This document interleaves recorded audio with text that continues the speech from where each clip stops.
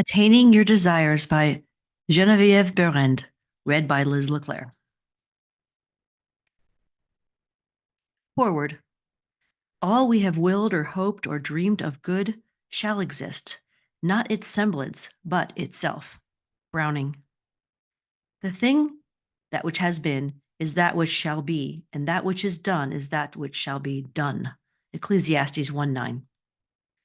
The sages of the centuries, each one tincturing their thought with their own soul essence, have united in telling us that, as a man thinketh in his heart, so is he. It has been established by the experience of the ages that always the law is the same. But how shall one think in their heart so that only goodness may blossom and ripen into rich deed and rare result? What is the apparently mysterious secret by which life's dull metal is transmuted into precious mintage? It is my purpose to tell you in this little book. I desire to crystallize the heart coinings of my revered master, Judge Thomas T. Troward, as reflected through the mirror of my mind and soul. I have opted as my means of expression the dialogue style, familiar to all students of that greatest of all speculative philosophers, Plato.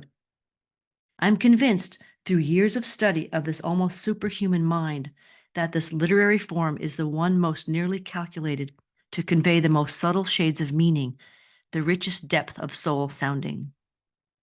I know that my readers will agree with me that if they will put themselves in my place as students and let me answer them as my master answered me, it will clarify their interest and intensify their joy in these lessons. What I wish particularly to convey to you within these pages is the method of scientific right thinking, and to awaken in you the desire to try to use this method in order to form the habit of thinking only the thoughts you wish to see crystallized in a worthy achievement or result.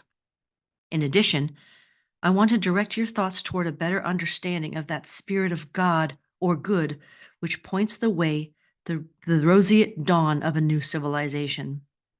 The rapidity with which the ideas of man are changing causes humanity to realize that this new civilization is already manifesting itself through a clearer understanding of the relation between man and his maker. The epical keynote of the present generation is that mine is the kingdom in which man reigns supreme. As the poet says, a brute I might have been, but I would not sink the scale. In endeavoring to make conscious use of thought power, causing it to produce desired material results, mankind is beginning to understand the indispensability of absolute control. My chief idea in sending forth this message is to make it easier for you to live in hourly consciousness that you have been given dominion over every adverse circumstance and condition which may arise. The conscious use of the creative power of thought to protect and guide you, as well as to provide for you, is only attainable through understanding the natural relations between mental action and material conditions. Your reading of these lessons should be with a steadfast determination to think rationally and effectively on every word, in order that the full meaning of each thought may be thoroughly grasped and comprehended. Thought power is the kingdom of God in us, always creating results in our physical forms corresponding to our normal sustained thought. As Troward has said, thought is the only action of the mind. By your habitual thoughts, you create corresponding eternal, external physical conditions, because you thereby create the nucleus which attracts to itself its own correspondence in due order until the finished work is manifested on the material plane. This is the principle upon which we shall proceed to work out a simple and rational basis of thought and action where we may bring into outer expression any desired goal. Let us work together to this end. G.B. Troward, philosopher and sage. One of the really great minds and souls of modern times, and indeed of any time, was Thomas Troward, late divisional judge of the Punjab, India. Of his writing, the late William James of Harvard said, "Far and away the ablest statement of that psychology that I have ever met, beautiful in its sustained clearness of thought and style, a really classic statement. The Boston Transcript editorially stated, "The author reveals himself as easily the profoundest thinker we have ever met on this subject." The late Archdeacon Wilberforce, when writing to Troward, signed himself, "Your grateful pupil."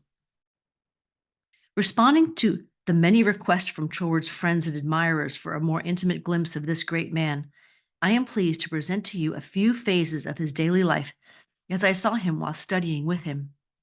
These may be all the more interesting because of the fact that I enjoyed the unique privilege of being the only pupil to whom he ever gave personal instruction. The early life of a genius.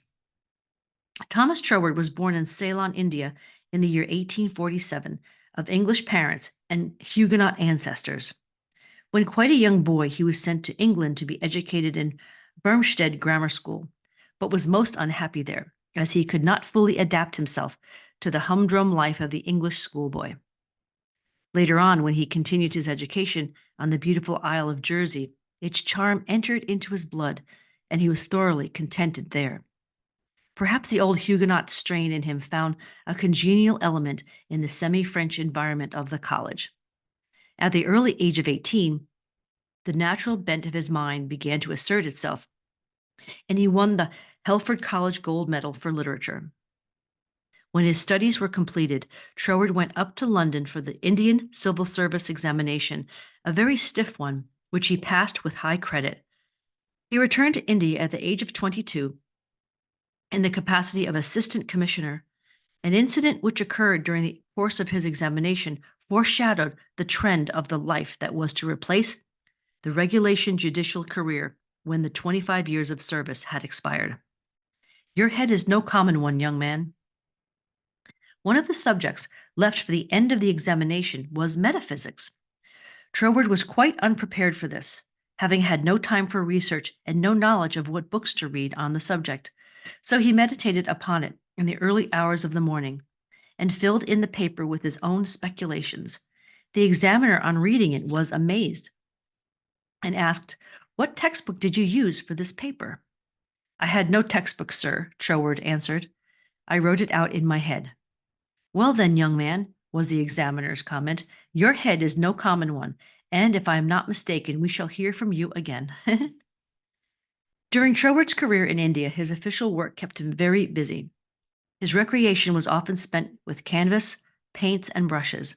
He was an artist of no mean ability, especially in marine subjects, and had won several prizes at art exhibits in England. He loved to study the tombs of sacred Indian lore, or the scriptures of the Hebrews and of other ancient peoples. While studying these profound subjects, there was unfolded to him, in a vision, a system of philosophy which carried with it not only peace of mind, but also physical results in health and happiness. When relieved of his burdensome official duties in the Indian court, he returned to England, where a manuscript of some 100 folios slowly came into existence. At the time, he had no knowledge of mental science, Christian Science, New Thought, or any of the isms of modern thought. His views were the result of solitary meditation and a deep study of the scriptures. The first edition of the now famous Edinburgh Lectures was published in 1904. It was received with the utmost unanimous opinion that its value could not be overestimated, as was true of his subsequent volumes. Bible Mystery and Bible Meaning proved especially attractive to the churchmen. His books, by sheer worth, have found their way almost all over the world. In the United States alone, more than 50,000 copies have been sold. Perhaps no one was more astonished at their warm reception than their simple-hearted, fun-loving author. An intimate description. In physique, Judge Troward was not the usual English type, but was more like a Frenchman, of medium stature and not over 5 feet 6 or 7 inches. He was dark complexioned, with small, bright eyes, a large nose, and a broad forehead. When I knew him, he had a drooping mustache sprinkled with gray. He had the bearing of a student and a thinker, as indicated in his writings. His manner was simple and natural, and he exemplified a spirit of moderation in all things. I never saw him impatient or heard him express an unkind word, and with his family he was always gentle, and considerate. He seemed to depend entirely upon Mrs. Troward for the household management. Only in the intimacy of his home did he entirely reveal his charming geniality and radiating friendship. His after-dinner manner was one of quiet levity and a twinkling humor. He would enter into the conversation or parlor games of the family with the spirit of a boy.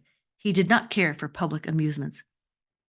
One evening, after an excellent dinner of soup, joint of lamb, vegetables, salad, dessert, and wine, he rolled a cigarette, and to my great surprise offered one to me with the query, "Do you smoke?" Receiving a negative reply, he began to smoke it himself.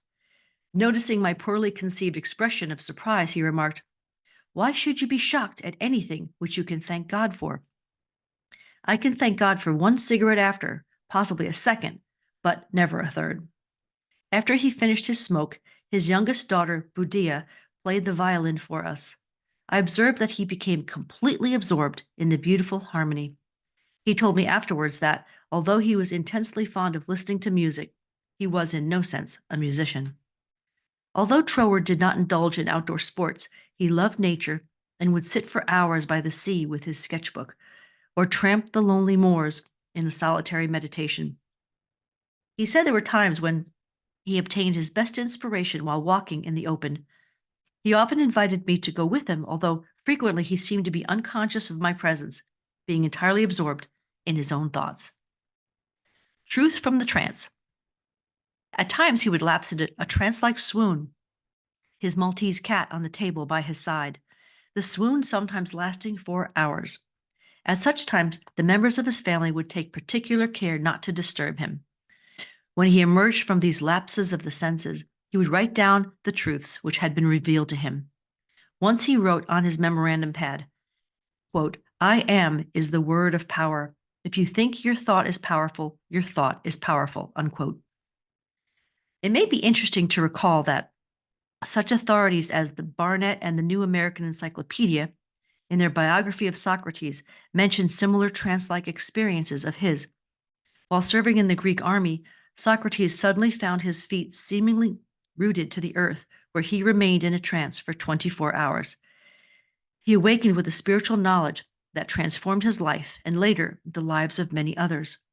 The similarity of the life of this Athenian philosopher to that of Troward is that both relied chiefly upon intuition and common sense for their theory and system of living. A difference between Troward's teachings and that of Christian Science is that he does not deny the existence of the material world. On the contrary, he teaches that all physical existence is a concrete corresponding manifestation of the thought which gave it birth. One is a complement of the other. I once asked him how he could impart to others the deep truths which he taught. "By being them," he answered. "My motto is being and not possessing is the great joy of living."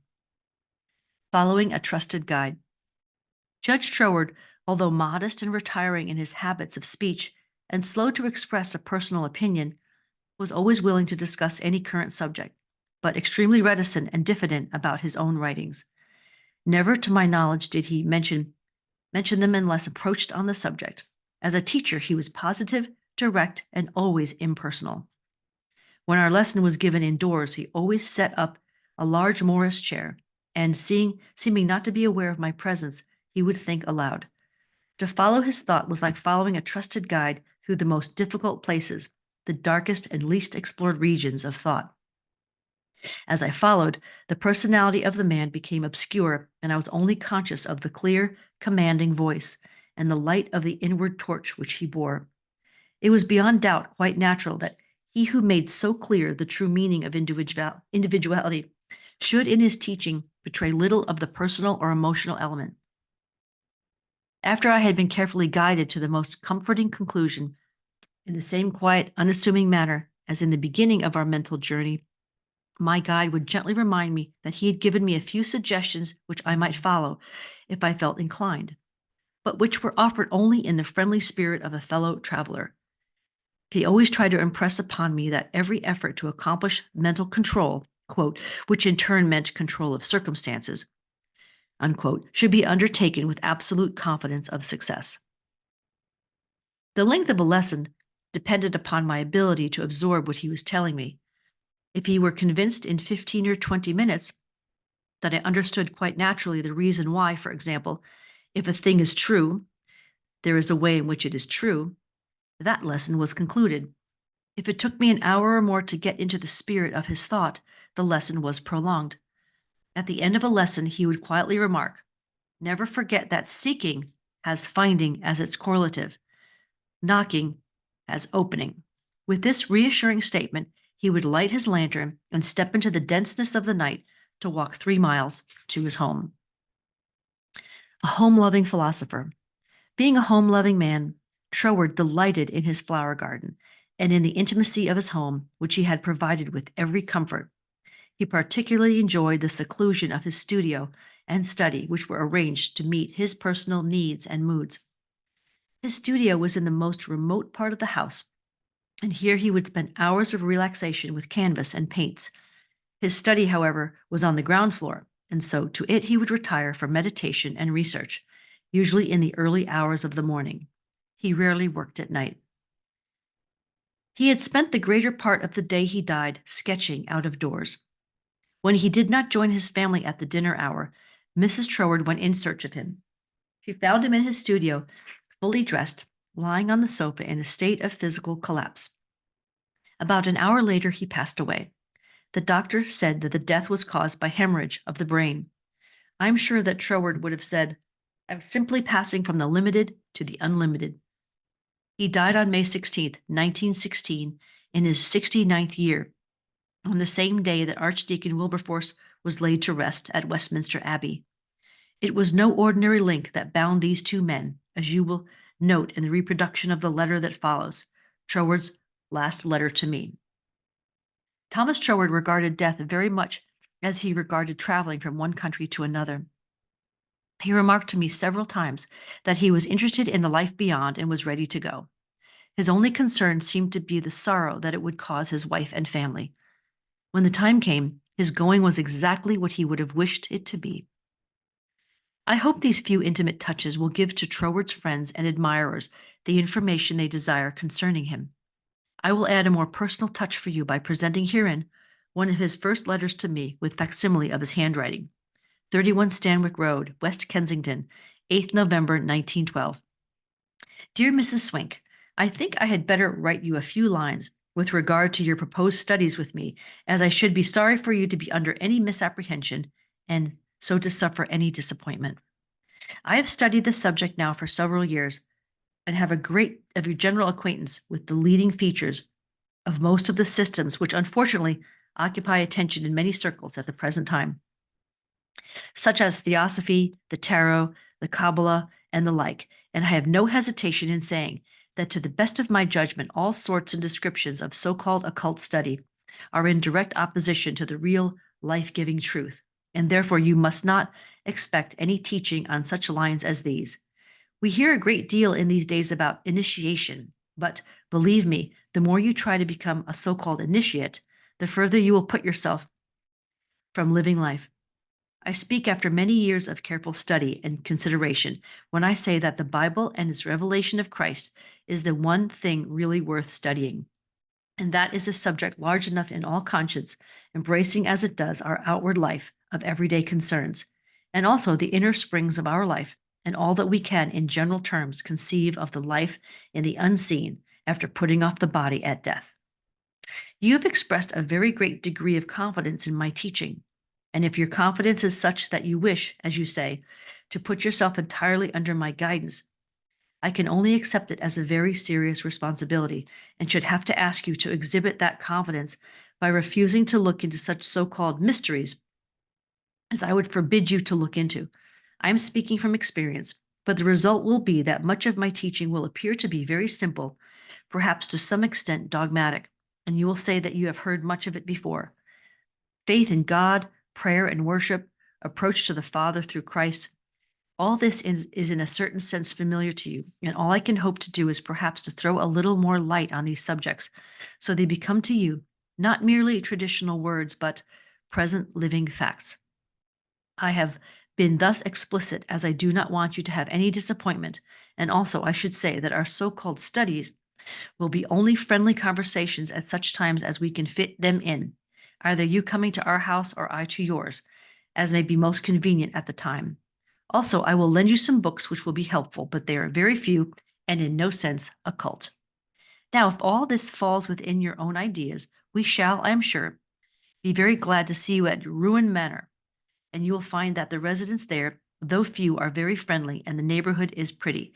But on the other hand, if you feel that you want some other sort of learning, do not mind saying so. Only you will never find any substitute for Christ.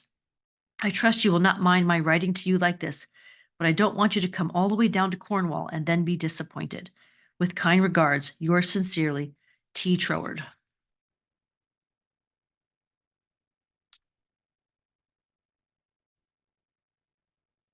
Interpreting the word. Feeling that an explanation of some of the words employed in an unusual way in these lessons may be helpful to the student.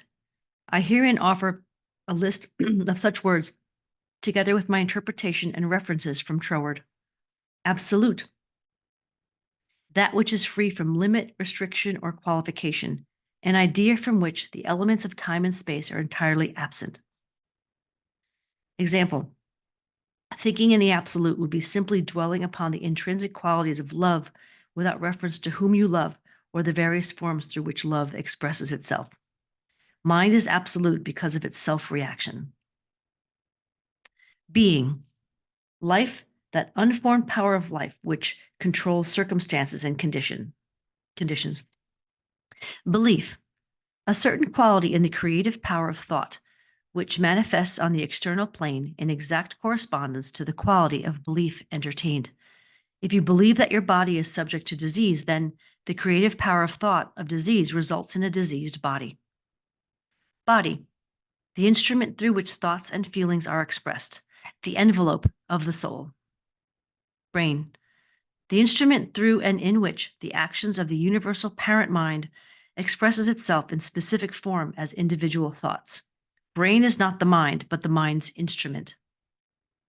Christ, a state of consciousness which is altogether good, and a quality of feeling which manifests in physical form, the most perfect spiritual concept. Circumstances, the outward effect which corresponds to the inward tendency of thought. Conception, William James says, denotes neither the mental state nor what the mental state signifies, but the relation between the two. Concentration, bringing the mind into a condition of equilibrium which enables us to consciously direct the flow of spirit to a definite, recognized purpose, and then carefully to guard our thoughts from inducing a flow in the opposite direction. Conditions, the result of mental tendencies. Harmonious thought produces harmonious physical and material conditions, which still further react to sweeten thought. Consciousness, activity of mind which enables it to distinguish itself from the physical form in which it manifests. Create, to bring into existence. Thought is creative because it always brings into physical or objective existence forms which correspond to itself. Death, absence of life, loss of consciousness with no capacity to regain it. Example, if a thought has been absolutely eliminated from the consciousness and cannot be recalled, it is dead to you. Faith, the divine promises in individual faith are correlations. Combine them and there's no limit to what you can do through the creative power in this quality of thought. Essential thought. Therefore, every call to have faith in God is a call to have faith in the power of your own thought about God. A confident, expectant attitude of mind. Such a mental attitude renders your mind receptive to the creative action of the spirit of life. Have faith in the force of your own thought. You have many times experienced what it will do. Jesus' statement, have faith in God and nothing shall be impossible unto you, is not a mere figure of speech. It is a scientific fact, simply stated. Your individual thought is the specialized working of the creative power of life. Intelligence, the universal infinite mind. The highest intelligence is that mind which understands itself as the instrument through which the intelligence which brought it into existence operates. Love, universal life and universal law are one. The law of your being, your life, is that you are made in the image of God, the creative power which brought you into existence, because you are God's very self specialized.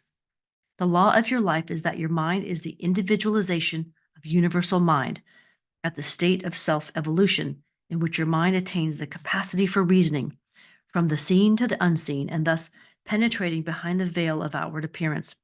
So, because of the reproduction of the divine creative faculty in yourself, your mental states or modes of thought are bound to externalize themselves in your body and in your circumstances. Spirit. It is impossible to analyze the nature of spirit or life, but we can realize that whatever else spirit may be, it is a self creating power which acts and reacts upon itself, reproducing itself in inconceivable forms from the cosmos to man, just as your mind acts and reacts upon itself when you are memorizing. Origin of all visible things. As it is independent of time and space, it must be pure thought, the embodiment of stored consciousness. A self-acting and self-reacting non-physical creative power or source. Its action can only be thought because thought is the only conceivable non-physical action. Thought, the specialized action of the original creative spirit or mind.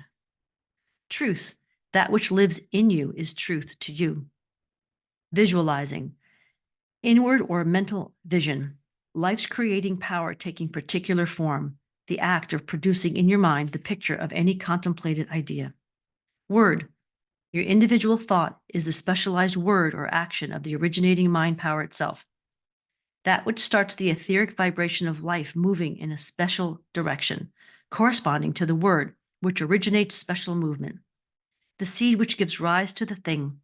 Plant your word seed in the subjective mind of the universe, and you are sure to receive a corresponding thing, just truly as poppy seeds produce poppies. Faith gives substance to things unseen, the unseen word or thought. How to get what you want. You shall know the truth, and the truth shall set you free. John 8:32. Sage. If a thing is true, there is a definite way in which it is true. And the truest thing in life is that it contains inherent within itself absolute joy and liberty of mind, body, and affairs. Pupil. Do you mean that my understanding of life's laws can give me the realization of perfect liberty in my individual life? Sage. Yes, providing you do not make the common errors of judging everything from a material standpoint only. Recent research in physical science has established the fact that there is enough power in a lump of clay to destroy a city. All the average mind is able to see is the inert clay, whereas in reality, it is the physical instrument which contains the invisible power. Pupil. Then, when I understand the law of vibration, I can get anything I want, achieve anything I desire. Sage.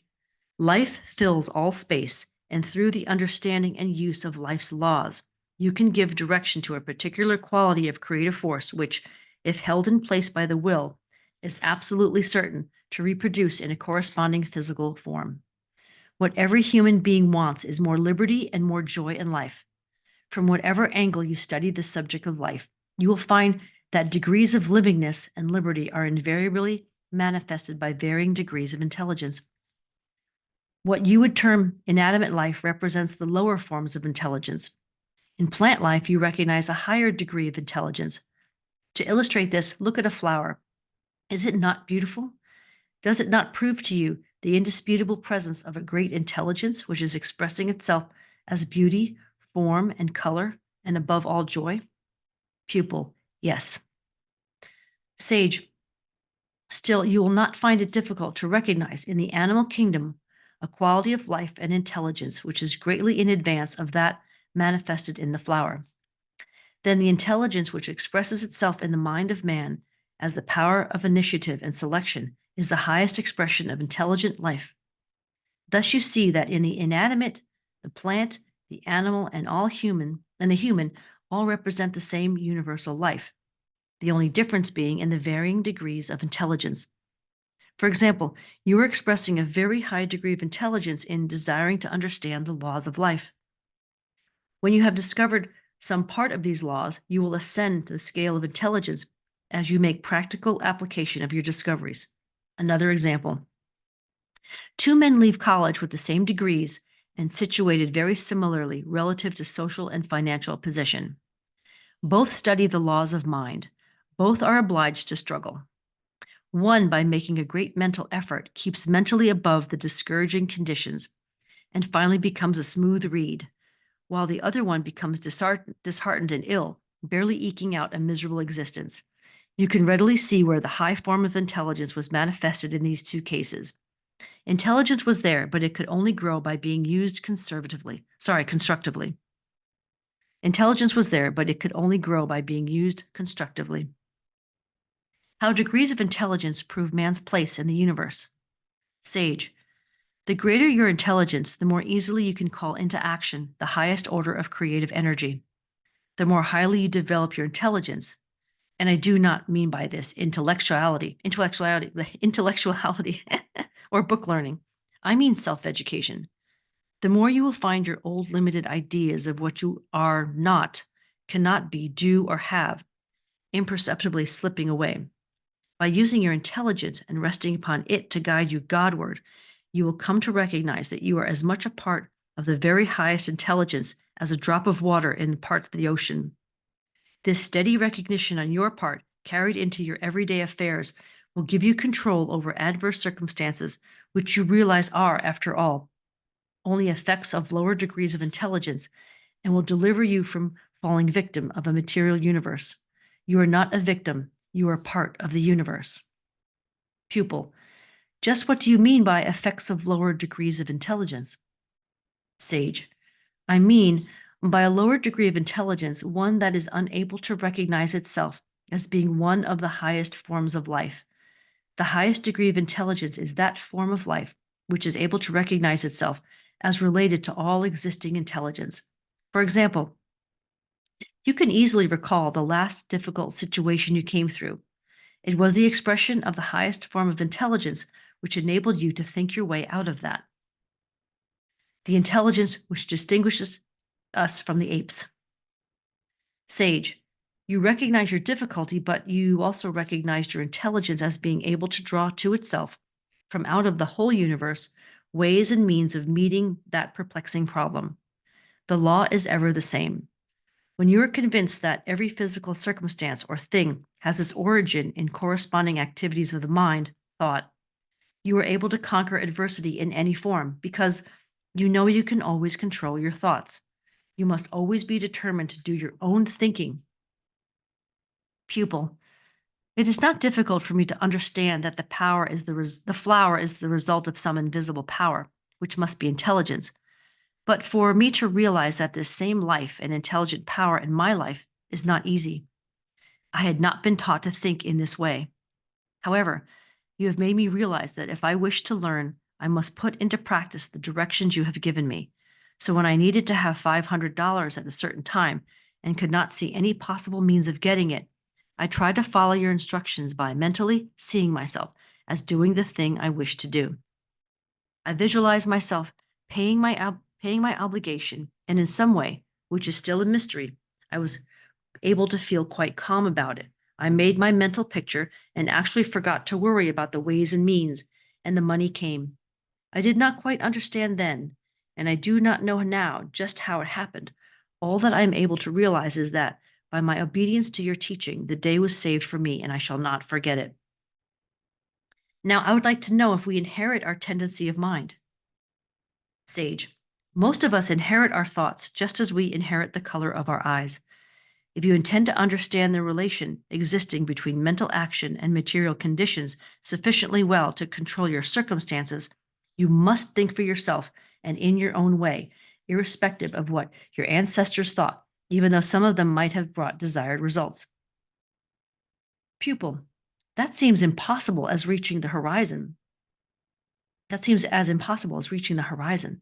However, if you tell me that I can arrive at the place where circumstances and conditions will be under my control through a steady and determined effort to find out the truth along these lines, I shall do my own thinking from this moment. My present condition, however, seems beyond the control of any human being, much less myself, and there have been times when I did control certain conditions, but at other times the same conditions were beyond my control. Why was that? The secret of controlling your life forces. Sage, the reason you succeeded without understanding the power which you possess was that you used it unconsciously according to the law of its own nature and reached harmonious results, as in the incident that you have just related. Your ability at all times to use the unfailing power which is yours depends on your recognition of its presence. The reason for your times of failure is that the distressing condition so wholly absorbs your attention that you are unable to think of anything else. At such times, you entirely lose sight of the fact that your individual mind is the instrument through and in which the very highest form of intelligence and unfailing power is endeavoring to express itself. Also, that it always takes the form of your habitual thought. Therefore, when you believe that a situation is beyond your control, so it is. Pupil, which means that my control of circumstances is entirely measured by my capacity to know that the life and intelligence in me is the same life and intelligence which brought me into existence, the same life in trees and all nature, and I tune in with all life? Will this steady recognition give me direct contact with all power and intelligence which exists? Would simply dwelling on this thought solve any situation which might arise? Sage, no, faith without works is dead. God without expression is a non-entity. Thought without action is powerless, but your recognition that you are inseparably connected with the joy, life, intelligence, and power of the great whole, unwavering, maintained, and carried into practical application, will solve any problem because your thought calls into specific action ideas of the very highest degree of intelligence and power, which naturally controls the lesser degrees. The lesser modes of life are in bondage to the law of their own being because they do not know the law. Therefore, when you know the laws of life, this knowledge gives you ideas which enable you to control all adverse circumstances and conditions. Pupil, this is all so new to me. I do not quite grasp your meaning. Will you please give me an illustration? How to light the pathway of your life. Sage, well, suppose you were in a room where every comfort had been provided for you, but the room was in total darkness and you were unable to locate the things you desired, although you were conscious of their presence. You were told that the room was electrically lighted, and instinctively you began to grope your way along the wall where you were accustomed to look for a light switch. For hours, you passed your hands up and down the walls as far as you could reach until you were quite fatigued. You were about to give up the search and make the best of a bad situation, but overlapping this thought, there came the resolve that you would not abandon your effort until you had located it. You were determined to enjoy the good things awaiting you. So you renewed your search with the feeling of assurance that ultimately you would find a way to turn on the light. After a more fruitless endeavor, you paused to rest and to wonder where that switch could possibly be. It must be here, and I shall find it, you said to yourself. And again, you passed your hands over the walls, although you felt certain that you had gone over every inch that you could reach. This time, your thoughts and movements were not quite so tense, although equally determined. As your hands moved slowly up and down, your mind caught the idea that the switch might not be on the wall at all. You paused a moment, and the suggestion that it might be on the floor registered in your consciousness. But reason stepped in and argued, "Impossible! Whoever heard of a light switch being placed on the floor?" But the suggestion persisted. Why not try? You've gone over what first seemed the most reasonable places to find it. Try the floor. So then you began to reach out uncertainly with your feet for some projection on the floor which might be a light switch. Finding the light. Almost instantly, your feet came into contact with an unfamiliar object. You put your hand on what seemed to be a push button, but no light appeared. Nevertheless, you now felt quite sure that you had located the switch. You paused and involuntarily asked yourself, how does this thing work? It won't push and it won't pull. Back came the answer within yourself like a spoken word. Sideways. You moved it sideways and the room was flooded with light. Your joy at thus finding a responsive intelligence within yourself could not be expressed in words. It was a rapture of the heart which many have felt at times.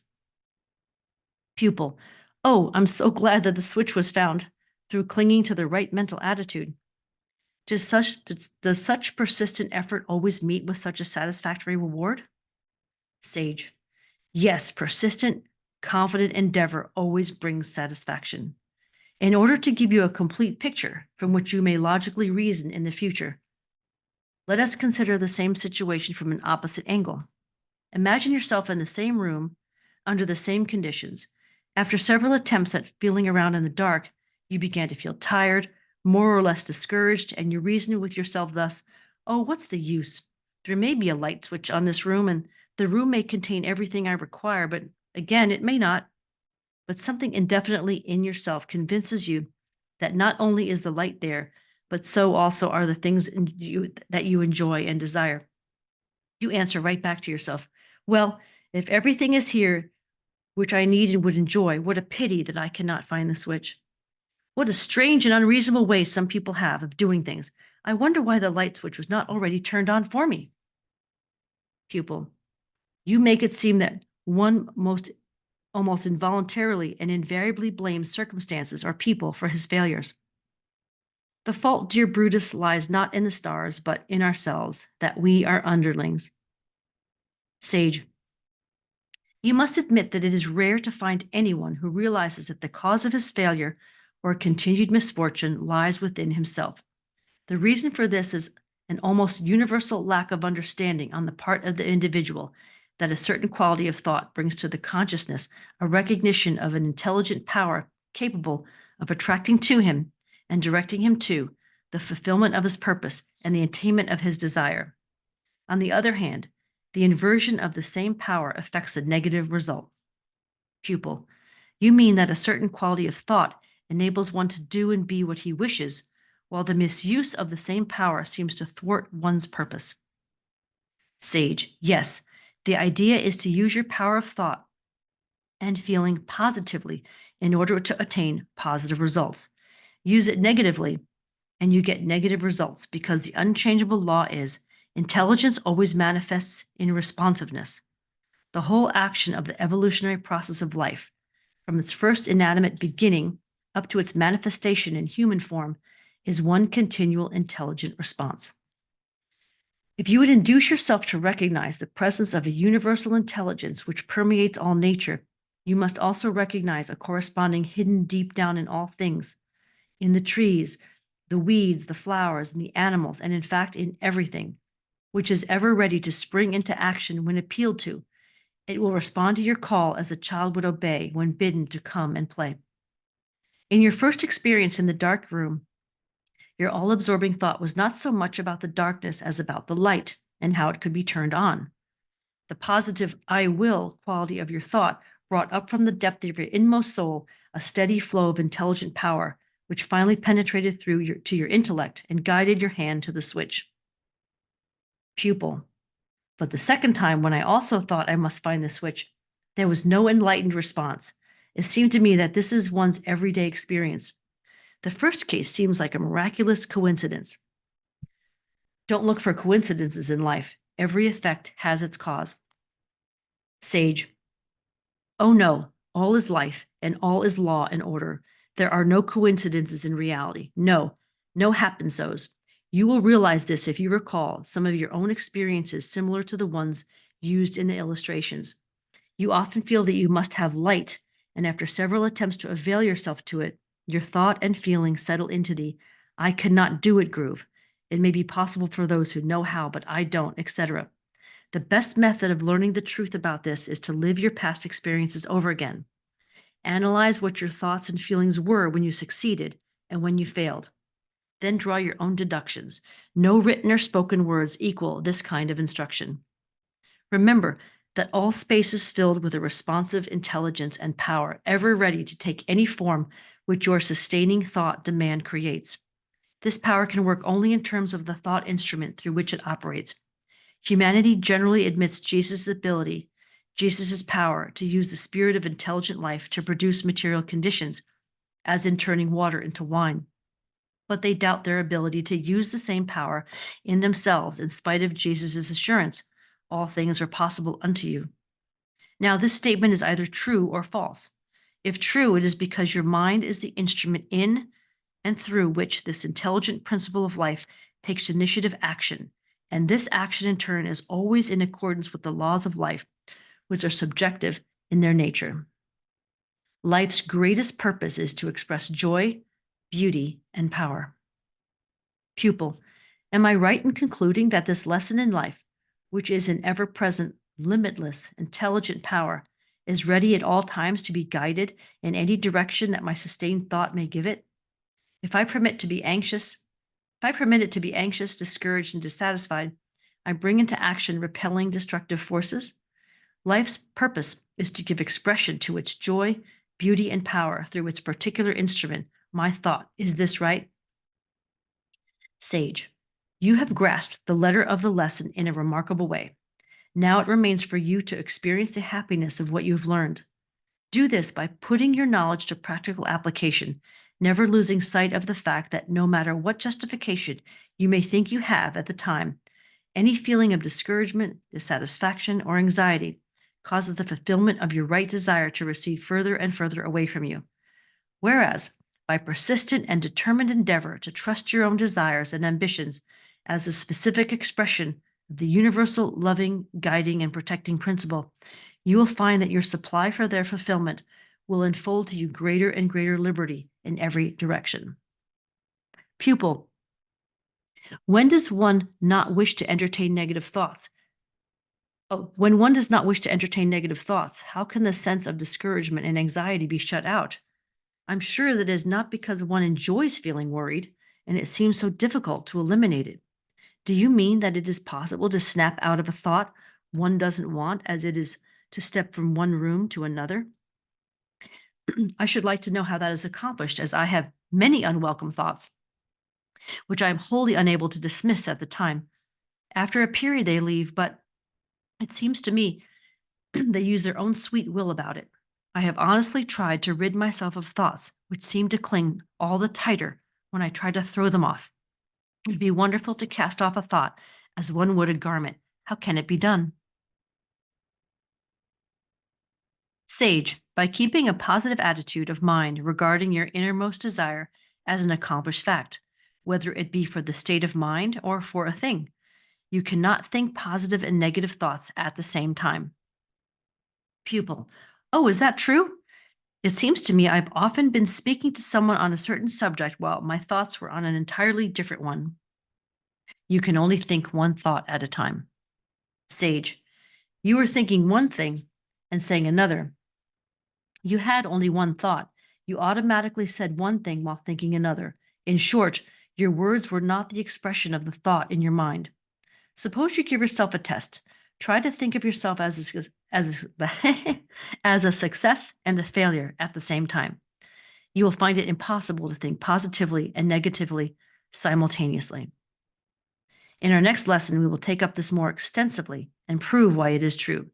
Also, why you, as an individual, can control circumstances, whether they be mental, physical, or financial, through the understanding of your personal relationship to the intelligence which governs the universe. Pupil, I know that what you say is true, but just what method should I employ to accomplish this? There are times when I become cross and impatient with myself because I give way to anxiety and fear, the very things which I now know will cause my defeat. And yet I will do it, just as I will eat something I like, even though I know it will disagree with me. Could you give me a formula to use at such times? How to drive anxiety out of your mind. Sage, when the triad of enemies, fear, anxiety, and discouragement assails you, poisoning your mind and body, weakening your power to attract what you want, begin instantly to take deep breaths and repeat as fast as you can, aloud or silently, the following affirmation, which is an antidote to the poison and a powerful assurance and attraction of good. Quote, the life in me is inseparably connected with all the life that exists, and it is entirely devoted to my personal advancement. Unquote. I'll read it again. The life in me is inseparably connected with all the life that exists, and it is entirely devoted to my personal advancement.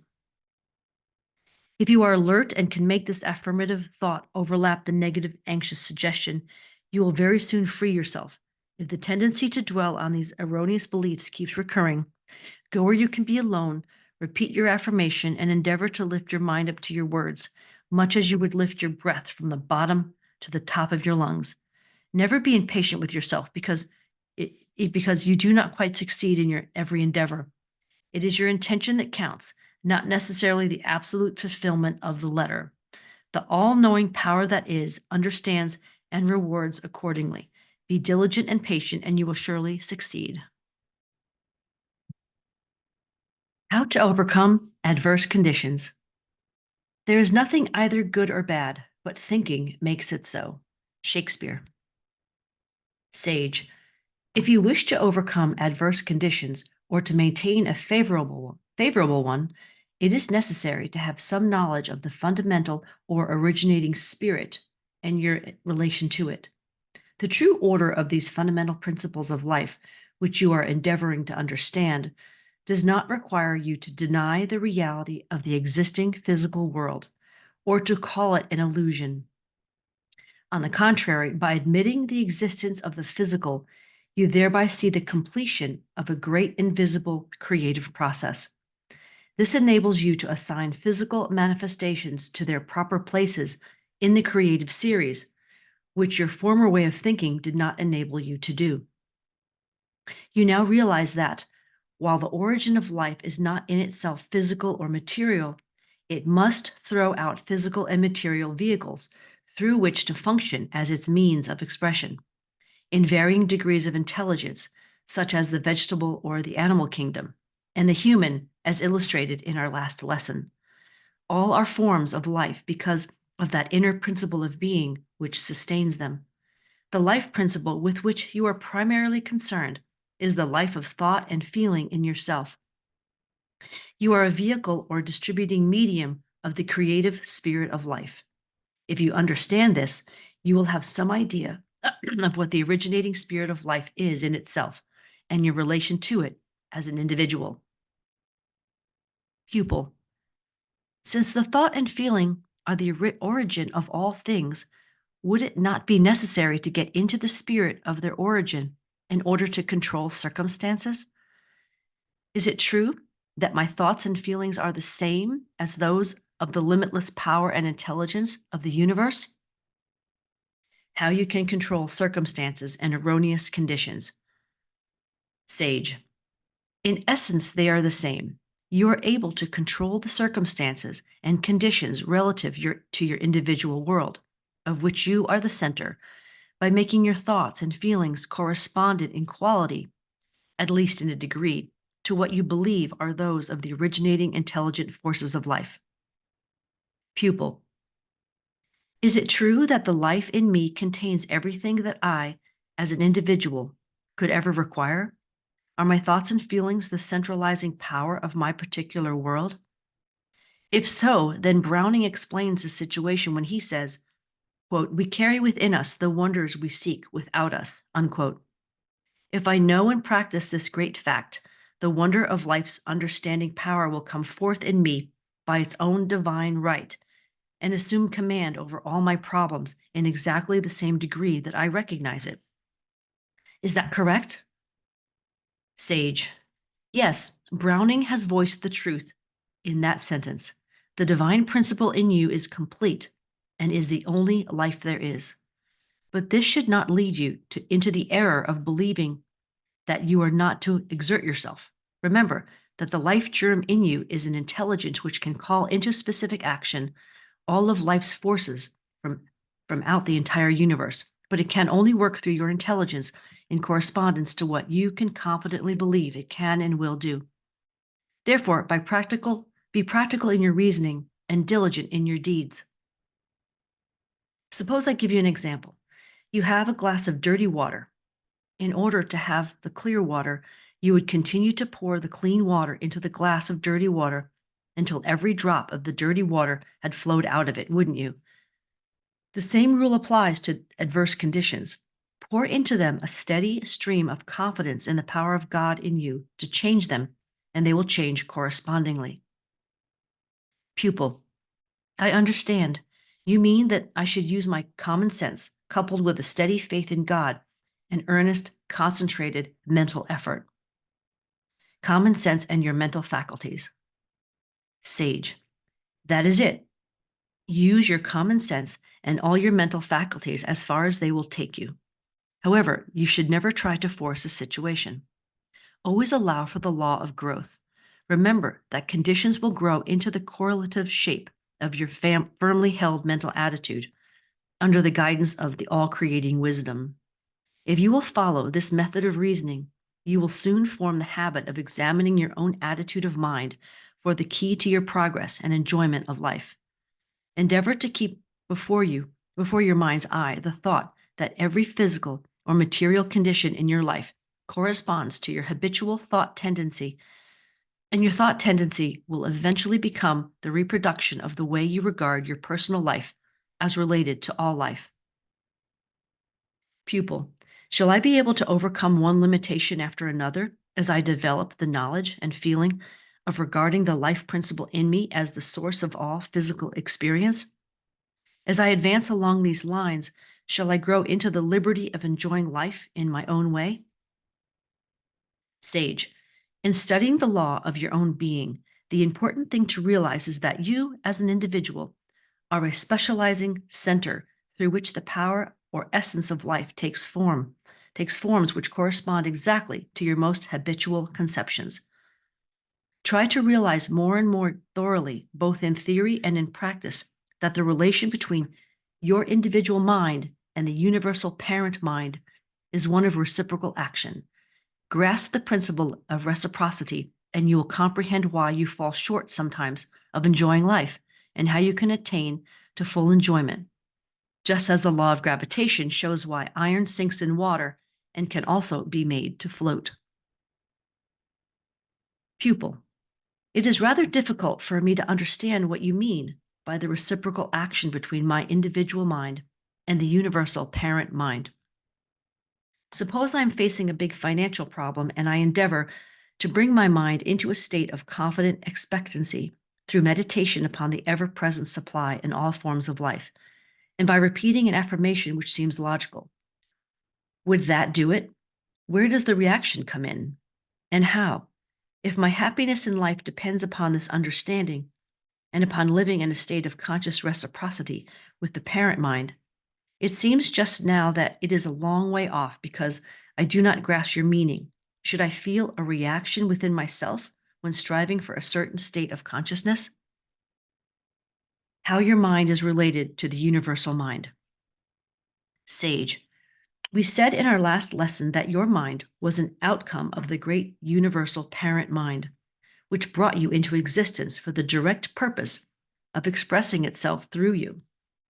The reciprocal action between your mind and the parent mind might be compared with the tree and its branches. Your mind is the specific expression of the universal mind from which it draws its power to think, just as a branch of a tree is a specific part of a tree, not apart from it, but a part of it.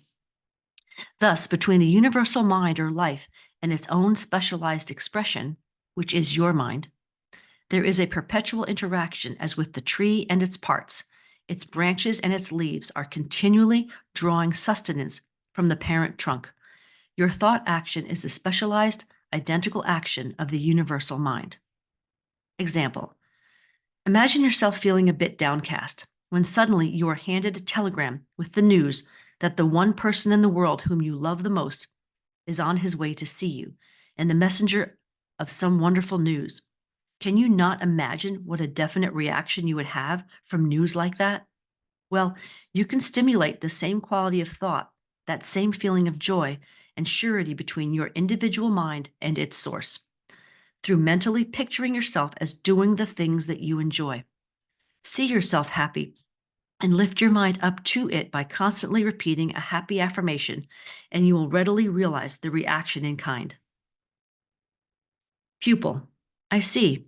The way that adverse conditions are to be overcome is through my recognition of the reciprocal action going on continually between my mind and the one great universal mind, which brings about the same kind of a reaction that I would have from an agreeable experience on the physical plane. I used to think that conditions were overcome by ignoring them and setting aside the inherent law that caused them.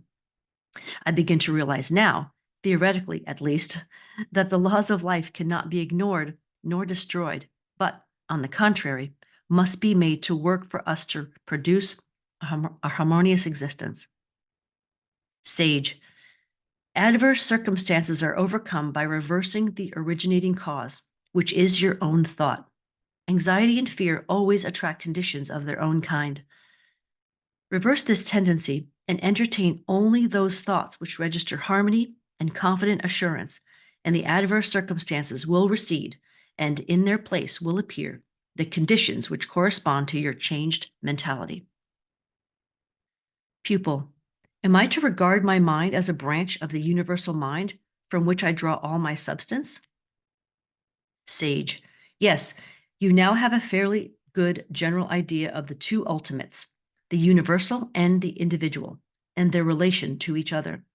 I think we should now consider the process of specialization, that is, how to make nature's laws produce a particular effect which could not be produced under the simple generic conditions spontaneously provided by nature. How to remedy nature's shortcomings. Pupil. How can one create conditions not provided by nature? Sage. Do not overlook the word spontaneous. By consciously and intelligently arranging your thoughts in the new order, by looking within yourself for the solution of your problems instead of without, you will certainly find that ideas will come to you, which, if followed, will produce new conditions other than those provided by nature. Pupil. How can I do this? Is this brought about by causing my thoughts to correspond to those which I think the universal mind must have? Sage. Let me give you an illustration of what I mean. Take the case of a miller who has been grinding his grain by hand. His instinctive feeling is that there should be a more efficient way of grinding grain, and he meditates a good deal on what this way might be. One day, while walking in the country, his attention is attracted for the first time to the power in a stream of water as it rushes past him. He pauses and reflects on how this power could be utilized for his particular purpose. Why not harness it and make it grind my grain, he asks himself.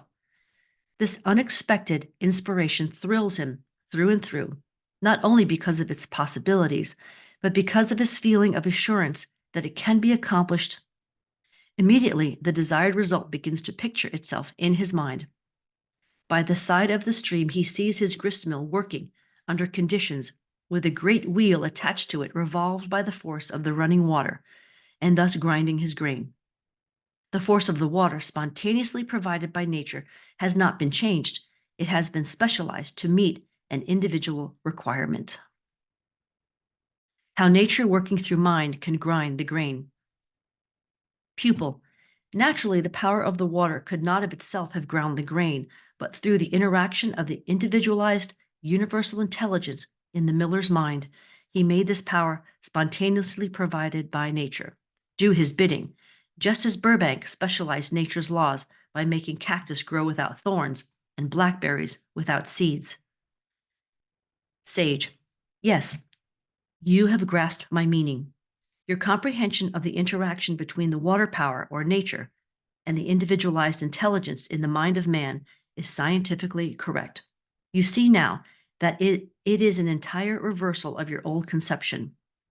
Formerly, you took forms and conditions as symbols and inferred that they were the causes of mental states and material conditions. Now you are learning that the true order of the creative process is exactly the reverse, that thought and feeling are the originating causes which form corresponding external conditions. This is the foundation principle upon which you can specialize the generic law of the whole creative process and cause it to bring all of its intelligence and power to bear in meeting your particular necessity. Showing the silver lining of the cloud. Pupil, you are right. I have been inverting the order of cause and effect. It always seemed to me that conditions both created and controlled my thoughts. I involuntarily accepted the thoughts which the conditions suggested. For example, suppose I want to be at a certain place at a certain time. My appointment is important and I shall be late. What a terrible thing it will be. There seems nothing to be done. That is the way I used to think. Now, in the new order of thinking, I shall endeavor to mentally see myself as keeping my appointment, etc. I shall get into the spirit of the thought that nothing can impede my progress or thwart my purpose. And I'm sure that a way will open, enabling me to materialize this thought on the physical plane. I'm sure that in some unforeseen way, my engagement will be kept satisfactorily to myself and to the other person. In fact, I have experienced similar episodes. Sage. Yes, almost everyone has had such experiences as you have related, but very few profit by them.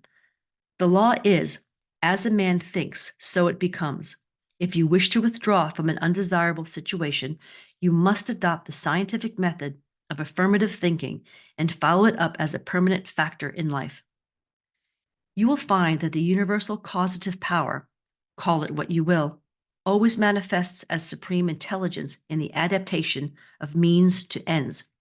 For instance, there is something that you wish to do: build a house, sell something, or do a kind act for someone. It is this supreme intelligence manifested through you that guides your activities. Without it, you would be unable to outline your intention, much less accomplish your purpose. Your intelligence is the instrument through which the one great intelligence of the universe, is constantly taking specific form. This being true, every idea which registers in your mind was first formed in this one infinite mind. A continual recognition of this fact will enable you to find your way out of any sense of limitation which may arise in your individual experience. I once heard of a man who had an intense desire to do big things. He asked his teacher to think with him along the lines just discussed, that the intelligence of the universe was taking specific form in his individual intelligence.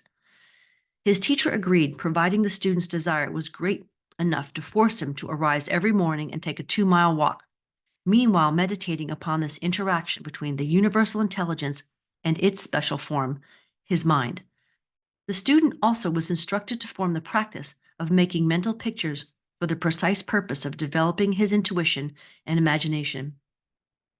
One suggestion was that he should mentally see himself walking along a beautiful, clear, flowing river, hearing the rippling water and seeing the reflection of the trees on its clear surface, and then to transfer his mental picture to one depicting his own desire.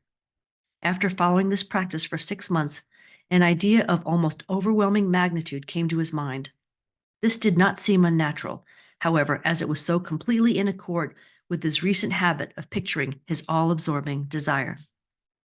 He joyously continued his walks, his meditation, and visualization, and finally, the universal intelligence manifested in its specific form, his mind, by giving specific directions to bring the big idea into successful operation. Pupil. Could his mind have captured this big idea without the help of a teacher? Always learn to do your own thinking.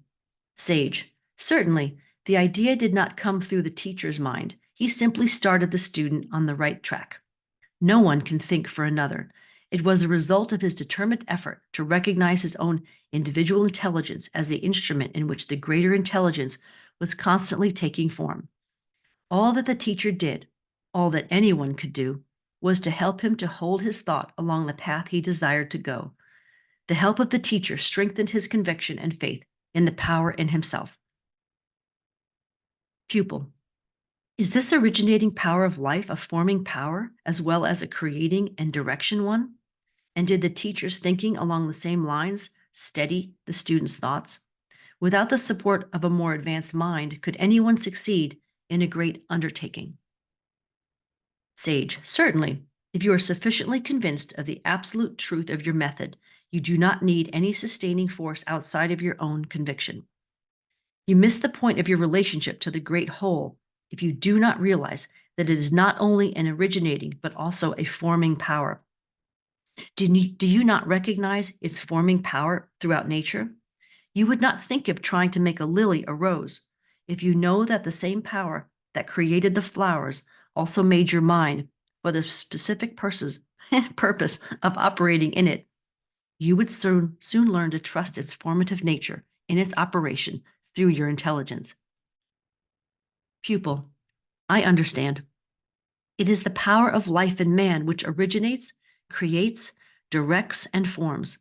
In reality, there seems to be nothing whatever for man to do in this great scheme of things except to enjoy life, if he can only learn how. God and Company Limited. Sage. The law of life is God and company. You are the company, and you cannot in any sense be an idle partner if you wish to profit by the partnership. Your part is a big one, and there's plenty for you to do in providing a concrete center around which the universal divine energies can operate. Pupil. Does this mean that to realize my oneness with the joy of life, I shall not find it as simple as it seems? Sage. No doubt there will be times when you will find it difficult to transfer your thought from externals to the interior realm of the originating principle, and to joyfully hold it there until external conditions correspond with the ideas you have in mind. But there should never be any strain. You are attracted to the universal mind as your source of supply along the lines of least resistance. That is to say, along these lines, which are the most natural way to your individual and particular bent of mind. In this way, you infuse into the universal mind your desires and ambitions, thus intensifying your power of attraction relative to the desire uppermost in your mind from the infinite forces. For instance, let us suppose that you feel very much alone, not altogether lonely, but alone. There is a difference, you know, and yearn for congenial companionship. At a certain night and morning, go where you will not be interrupted and mentally picture yourself walking with a companionable friend, no person whom you know, but an ideal one. Then see yourself riding with the same friend, and the two of you doing many happy things together. Keeping your picture in mind until all sense of aloneness has disappeared, you will feel an unmistakable sense of companionship. Let that feeling register in your consciousness and try to recall it at will. If you will practice in this way, you will very soon realize that this is the reciprocal action between your mind and the universal mind. Once this recognition is well established, your ideas will begin to express themselves in form. Pupil. Then one's efforts should be wholly directed to the attainment of a higher degree of intelligence rather than to the acquiring of material things. God will provide the food, but he will not cook the dinner. Sage. Such a purpose is the very highest, and aspirations along this line would surely externalize corresponding things. Under no circumstances should you allow yourself to form the habit of idle dreaming. The material side of life should not be despised, for it is the outside of a corresponding inside and has its place. The thing to guard against is the acquiring of material possessions as your ultimate aim. However, when certain external facts appear in the circle of your life, you should work with them diligently and with common sense. Remember that things are symbols and that the thing symbolized is more important than the symbol itself. God will provide the food, but he will not cook the dinner. Pupil. My part then is to cook the dinner, so to speak, to use the intelligence with which I have been endowed by making it a power to attract from out of the universe ideas that will provide for me in any direction that I may choose to go according to law. Sage. Yes. If you choose to go with life's continual harmonious movement, you will find that the more you use the law of harmony through progressive thinking, the more intimately acquainted you will become with the law of reciprocity. This law corresponds to the same principles which govern physical science. That is, nature obeys you precisely in the same degree as you obey nature. This knowledge always leads to liberty. Pupil. How does nature obey me? Sage. Nature's first and greatest law is harmony. You see the results of harmonious law in the beautiful world around you. If you obey nature's suggestion and follow the law, you will be the recipient of all the benefits contained in this law of harmony that nature has to offer, such as health, strength, contentment, etc. For all of her laws bring freedom and harmony. You will find nature responding along the same lines to the extent that your thoughts and acts are in accordance with her perfect laws. Pupil. Is the power of thought always creative? And does it always create conditions corresponding to itself? Can one know this law sufficiently well to cause it to respond immediately? 15 minutes night and day are not enough. Sage, thought as thought is always creative, either good or bad. The length of time required for the corresponding physical conditions to appear in the circle of your individual environment depends entirely upon your ability to recognize that your desired course is a normal, already existing mental fact. It is not enough to get into the spirit of your reasoning for 15 minutes at night and morning with the inward confidence that you are directing a certain unfailing power toward a desired physical manifestation, and then spend the remainder of your waking moments in doubt and fear. The whole question is, how does your particular sustained thought affect you? If it stimulates your feeling of faith, the response is immediate. Pupil, could you give me something to memorize which will help me to eliminate doubt and fear? Sage, yes, the thought I use most frequently myself is this, quote, my mind is a center of divine operation. The divine operation is always for expansion and fuller expression, and this means the production of something beyond what has gone before, something entirely new, not included in past experience, through proceeding out of it by an orderly sequence, though proceeding out of it by an orderly sequence of growth. Therefore, since the divine cannot change the inherent nature, it must operate in the same manner in me. Consequently, in my own special world, of which I am the center, it will move forward to produce new conditions always in advance of any that have gone before. These are from the Dore lectures. I will read this again slowly. I do recommend getting the book, but quote, my mind is a center of divine operation. The divine operation is always for expansion and fuller expression. And this means the production of something beyond what has gone before, something entirely new, not included in past experience, though proceeding out of it by an orderly sequence of growth. Therefore, since the divine cannot change the inherent nature, it must operate in the same manner in me. Consequently, in my own special world, of which I am the center, it will move forward to produce new conditions always in advance of any that have gone before. Again, from the Dore lectures or the Dore lectures. Back to Troward. You should memorize this passage and meditate upon it, endeavoring to make your mind a center of divine operation by entertaining only such thought as you feel are reflection of God's thoughts. Whenever you sense that your way to freedom is obstructed, make a stronger endeavor to live with the spirit of your affirmation, and you will soon find your mind receiving ideas which, if followed, will guide you into the path of absolute liberty. The devils of doubt and fear. Pupil, doubt and fear are the devil, are they not? Is not fear the more destructive of all wrong elements? It seems to me that it is ever present in one form or another, should be ever present in one form or another. Can this monster be entirely eliminated from one's mind? Sage, surely, although fear is the most destructive of all the mental enemies, and as you say, seems to be ever present. Yet when you realize that your fear is just as certain to materialize as your faith, you will grow more and more guarded as to the quality of thought which you harbor. Practice makes perfect. Pupil, try as I will to inhibit fear, I am unable to succeed at present. At times I utterly fail, and I am overwhelmed with it. How to drive out fear. Sage, the moment you begin to feel fearful, get into the open, if possible. Walk briskly for a mile or two, taking deep breaths and holding your chin in and chest up.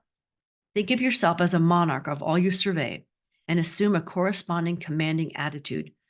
Repeat with every breath this affirmation, quote, I am breathing in the life, the love, and the power of the universe right now, unquote. Hold the breath a second with the affirmation in the center of your mind, then expel the breath with the same thought and send it out to mingle with the ether of the universe, unquote, unquote. I and my Father of love are one. I and my Father of love are one.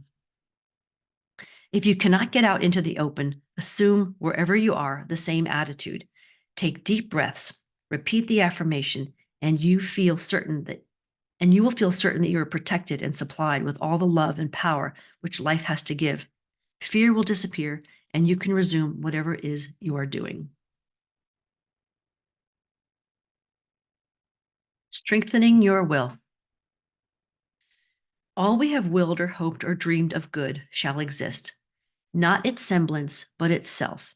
No beauty, nor good, nor power, whose voice has gone forth, but each survives for the melodist when eternity affirms the conception of an hour. And that's by Browning. Sage. The importance of the will is so frequently misunderstood that I think we will consider its true nature and purpose for a while this morning. Almost everyone is conscious that willing is not imagining. What the function of the will is, for the most part, baffles and escapes our reasoning. Pupil. I understand that most schools of mental science teach that one should not try to use or even understand the will, because to make conscious use of willpower leads one astray. Sage. It is most important that you should have sufficient knowledge of your will not to misuse it or to be led astray through lack of understanding its place and power. Pupil.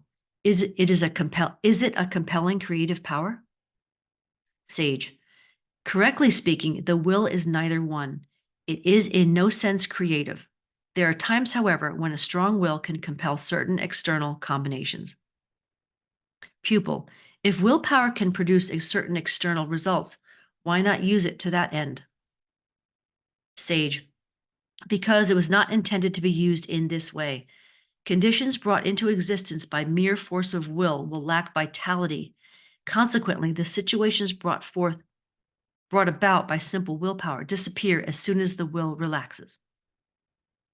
Pupil.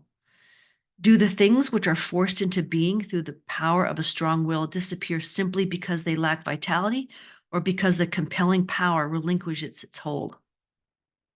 Sage. Both, because of the lack of any real life in them, and because the energy of the will which supports them is withdrawn. Pupil. I have read a great deal about the function of the will. What does it mean? The action or function of the will. Sage. It depends upon what you have read about the different kinds of will. The will is the power control in your mind which holds your thought in a given direction until a result has been accomplished. For example, suppose you wish to go to a certain place. Without the will to go there, you could not even start, nor could you retain the thought of the place long enough to arrive. You would start in the right direction, and then, because there was not sustaining power in the thought, you might turn and go in another direction. Pupil. So it is the will which holds the thought to a given purpose until it is consummated, or keeps an idea in its place in one's mind until it is objectified in form. It might be termed a thought stabilizer. Sage. Just so. It is the will which holds your mental faculties in position relative to the creative power which does the desired work. Thought is always creative, as I have explained in my book, The Edinburgh Lectures of Mental Science, page 84. If using the word in its widest sense, we may say that the imagination is the creative function. We may call the will the centralizing principle, its function being to keep the imagination centered in the right direction. The will has much the same place in our mental machinery that the tool holder has in a power lathe. To my mind, this is the will. Pupil. It is a wonderfully clear statement. It means that success or failure is contingent upon but one thing, mental control, and the will is this controlling factor. Sage. The business of the will is always the same, that of keeping your mental faculties where they will do the work you intend them to do. Pupil. Suppose I were conducting a business, but my thoughts were more on an anticipated vacation than on my work. Naturally, my business would suffer. How could my will help me? Practice, quote, will exercises, unquote. Sage. The case you relate illustrates a weak will. You know that your thoughts should be kept on your business, but your will is too weak to do it. You should practice will exercises to strengthen your mental energies. This will help you to focus your attention on business or any desired activity. Pupil. If one concentrated his entire attention on business during business hours, would he be able to relax it later and enjoy his home and play? Sage. With a properly trained will, you can pick up a thought at choice, hold it until it has finished its work, let it go again, and then pick up another thought. Repeat the process again and again if you choose. In short, you can work when you work and play when you play. Pupil. No doubt it can be done, but it seems to me now that it would be a terrible strain. Sage. On the contrary, the well-trained, developed will maintains any position you desire without any strain on the nervous system, and its use is never followed by a sense of fatigue. Pupil. I have always found it a great strain to hold on to any thought which did not abide in consciousness naturally. Sage. This is an indication of a weak will, which should be strengthened through exercise, the beginning of which should be a calm, peaceful determination to retain a certain mental attitude, in spite of all temptations to the contrary, knowing that by doing so, the desired result will surely appear. Pupil. Is the will intelligent? A developed will is the handmaid of intelligence. Sage. The developed will is the handmaid of intelligence. Pupil. What do you mean by that? Sage. In training your will, you will become conscious of the presence of a tremendous power which acts on the plans of the very beginning, or first cause, of every so-called physical thing. This power is the primary living intelligence of the universe. Tell yourself what you desire in a clear, concise way, confidently knowing that it is certain to externalize itself as an objective fact, because your will acts upon the unformed, creative, or primary intelligence, and causes it to take the form that you have determined upon. Pupil. That does not sound so difficult. Of one thing I am certain, that is, that my entire environment is a result of my habitual tendency of thought. Also, that when I know that I should turn my thoughts into other channels, but do not, simply letting them run along the lines of least resistance, it is because my will is weak and untrained. Will you please tell me the quickest way that this can be remedied? You acquire energy as well as ambition by exercising the will. Sage. I will give you a few exercises for developing the will, and from these you can fashion others to suit your own requirements. In the first place, it is important to realize that any tendency to strain will be detrimental and must be avoided. Such exercises are not only interesting, but stimulating, and if persistently practiced, will keep your ambitions from lagging. They will give you new impulses, renewed energy, and determination to be and to something better and greater than anything in the past. Once you are fully conscious of the place and power of your will in the mental realm to keep the creative energy at work in formulating your desires, you will realize that it is very susceptible to training, and you will never again be content to live without its constant use, for it would be like living only half a life. Pupil. May I ask a question right here? I am a fairly good pianist, but dislike to begin my practice, and although I enjoy it once I have begun, to start is always a struggle. If I were to compel myself to practice on the piano at a certain time every day, would that develop and strengthen my will? Sage. It would help, but the greatest benefit would be in the direction of making you a better musician.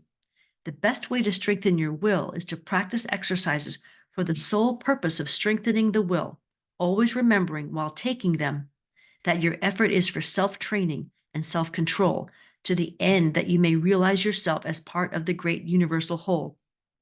In this way, you gain a peaceful centralization, which, though maintained by a conscious act of the will, is the very essence of rest.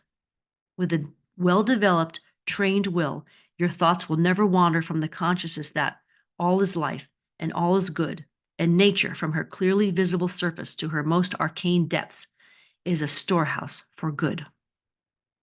You have the key to her great treasures, and whatever appeals to you most at any particular time and place is that mode of the universal living spirit with which you are at the moment most in touch. Realizing this, you draw from out the universe streams of vital energy, which make the very act of living a joy, which radiate from you vibrations that can turn aside all injurious suggestions. This is surely a good and sufficient reason for developing the will. Exercise for strengthening the will. The will is weak because of lack of exercise. Training the will is very much the same as training the muscles. Its development is gradual. Only will can develop will. Consequently, you begin with what will you have and expand and strengthen it through its action upon itself. The weak will manifests in two phases, overaction and underaction. The former as impulsiveness, impetuousness, and the latter as lethargy and phlegmatism, etc. It is good to begin each day with a resolution not to hurry and not to leave any task unfinished. Effort in this direction is of inestimable value. There should be only one object in your mind with reference to your exercise, the development and strengthening of your will. At the time, have no thought of your improvement as a musician, for if there is any ulterior motive, your will training will be lost sight of. Cultivate the feeling of contentment. Cultivate the sense of contentment and begin your exercise with that feeling, determined to do it in a happy frame of mind. This is important. Take your exercise at a time of day when interruptions are least likely to occur. For 7 consecutive days, 10 consecutive minutes a day. If an interruption occurs during the exercise, start all over again. If you forget the exercise for one day before you have finished your course of 7 days, begin the entire set again and go through it uninterruptedly. Place a notebook and pencil by your side before beginning. Now take 50 matches, beads, buttons, bits of paper, or any other small objects and drop them in slowly and deliberately into the box one by one, with a feeling of contentment and satisfaction, declaring with each movement, I will to will. The one and most important thought is that you are training your will for the particular advantage of having a trained will, and this is why you should cultivate the feeling of contentment. The only method by which you can study the development of your will is by self-analysis and introspection. So, when you have finished your practice, ask yourself such questions as these. What did I think about the exercise while I was doing it? Did I believe it would really cultivate my will? Or did I do it just because I was told to? Did I actually concentrate on dropping the matches into the box? Or was I more concerned with their arrangement? Or was I distracted with other thoughts, good or bad? Was I watching the time impatiently? Or was I consciously engaging in thoughts of satisfaction and contentment? Did I did I have a sense of strain, or did it brace me up? Do I believe that it will really train my will if I faithfully follow it up long enough to prove it, etc., etc.? Write down this series of questions and answers in your notebook. You will find it both interesting and encouraging to keep this record and thus watch your progress. Stimulating an interest in your will exercise. You can stimulate interest in your exercise by varying your resolution or intention. That is, one time hold a conscious attitude of joyously willing to will, another of powerfully willing to will, another of peacefully, another contentedly, etc., etc. These variations in the exercise with the suggestions for introspection, which have been slightly changed, were taken from the best authority, as far as I know, along the lines of will training, and I am positive will bring the attainment of a firm, strong will and the intelligent use of it. Making your subjective mind work for you.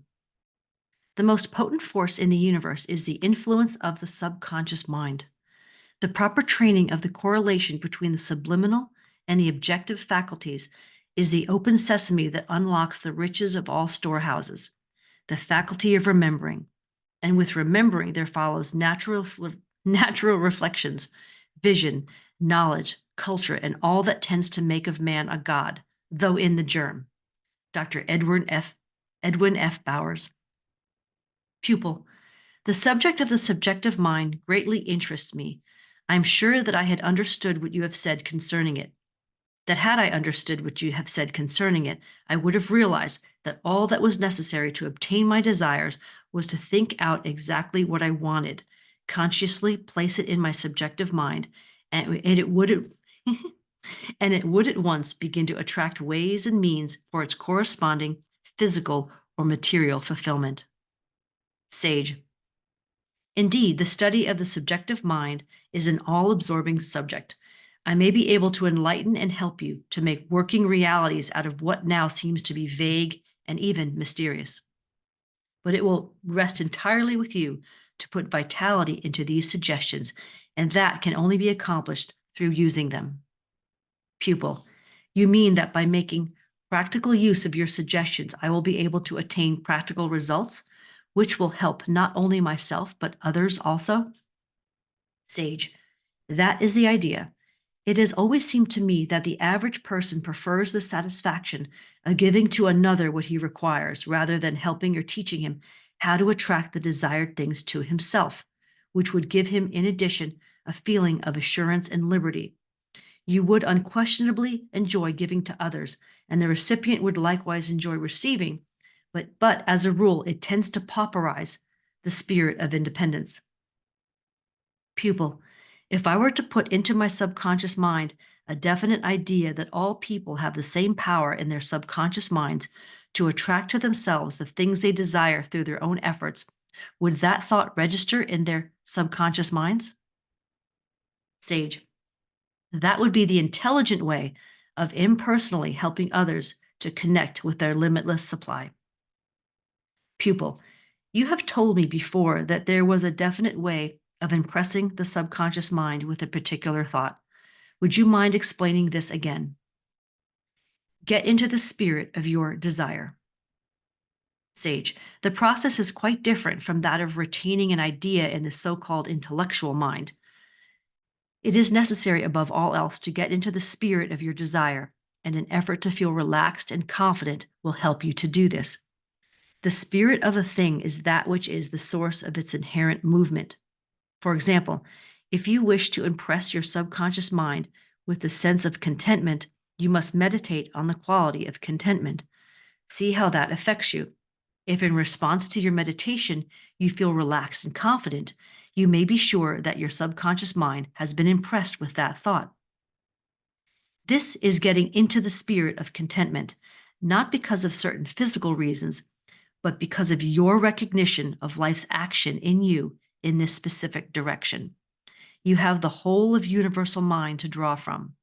There is no limit to the creative power of your subjective mind once you have impressed it with your intention. This example applies to everything, great or small. Pupil, since my subjective mind is a part of the universal mind, if I impress it with an idea or desire, does this impression pass automatically into the universal subjective mind? Sage, your subjective mind is in essence the same as the universal subjective mind, with which it is inseparably connected. It should be understood that your subjective mind receives its impression from the objective mind and never from material things. It is therefore necessary to withdraw your thought from the material or physical thing you desire and to mentally dwell upon the spiritual symbol of it, which is the inherent source of its formation. How to visualize and objectify the mental image. All this may seem somewhat involved to you because it is the study of the intangible rather than the tangible, but it will unfold to you as we go on, and it will seem quite simple. All we know of the invisible is gained from what we see it do on the plane of the visible. Perhaps an illustration will give you a clear idea of that interior part of your being, which is the support of all that which must naturally subsist in the universal here and the everlasting now. First, endeavor to realize yourself as pure spirit, the essential quality of which is good. Pure spirit is pure life, and naturally, the only thing it could desire is to manifest more and more life, without reference to the forms through which the manifestation takes place. Consequently, the purer your intention, the more readily it is placed in your subconscious mind, which instantly passes it into the universal mind. For example, if you want a house, a certain kind of a chair, a sum of money, or anything else, you should first ponder studiously on how the desired object originated. Meditating thus on the original spirit of the thing in question starts the creative power of your subjective mind, which is in touch with all the creative energy that exists, operating in that specific direction. Suppose it is a house you desire. You will go back to the original concept of it. The idea of a house had its origin in a primary need for shelter, protection from the elements, and comfort.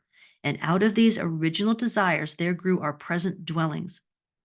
So you proceed to build a house in your own consciousness first, thinking only harmonious, constructive thoughts regarding it.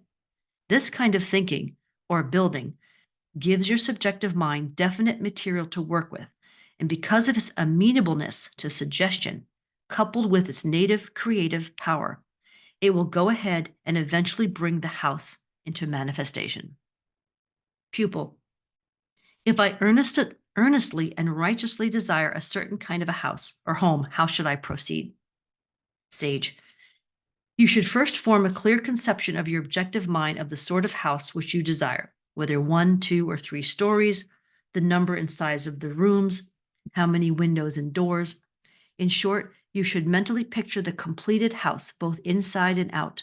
Go all around the house, look over the exterior, then go indoors and examine it carefully from cellar to garret in every detail.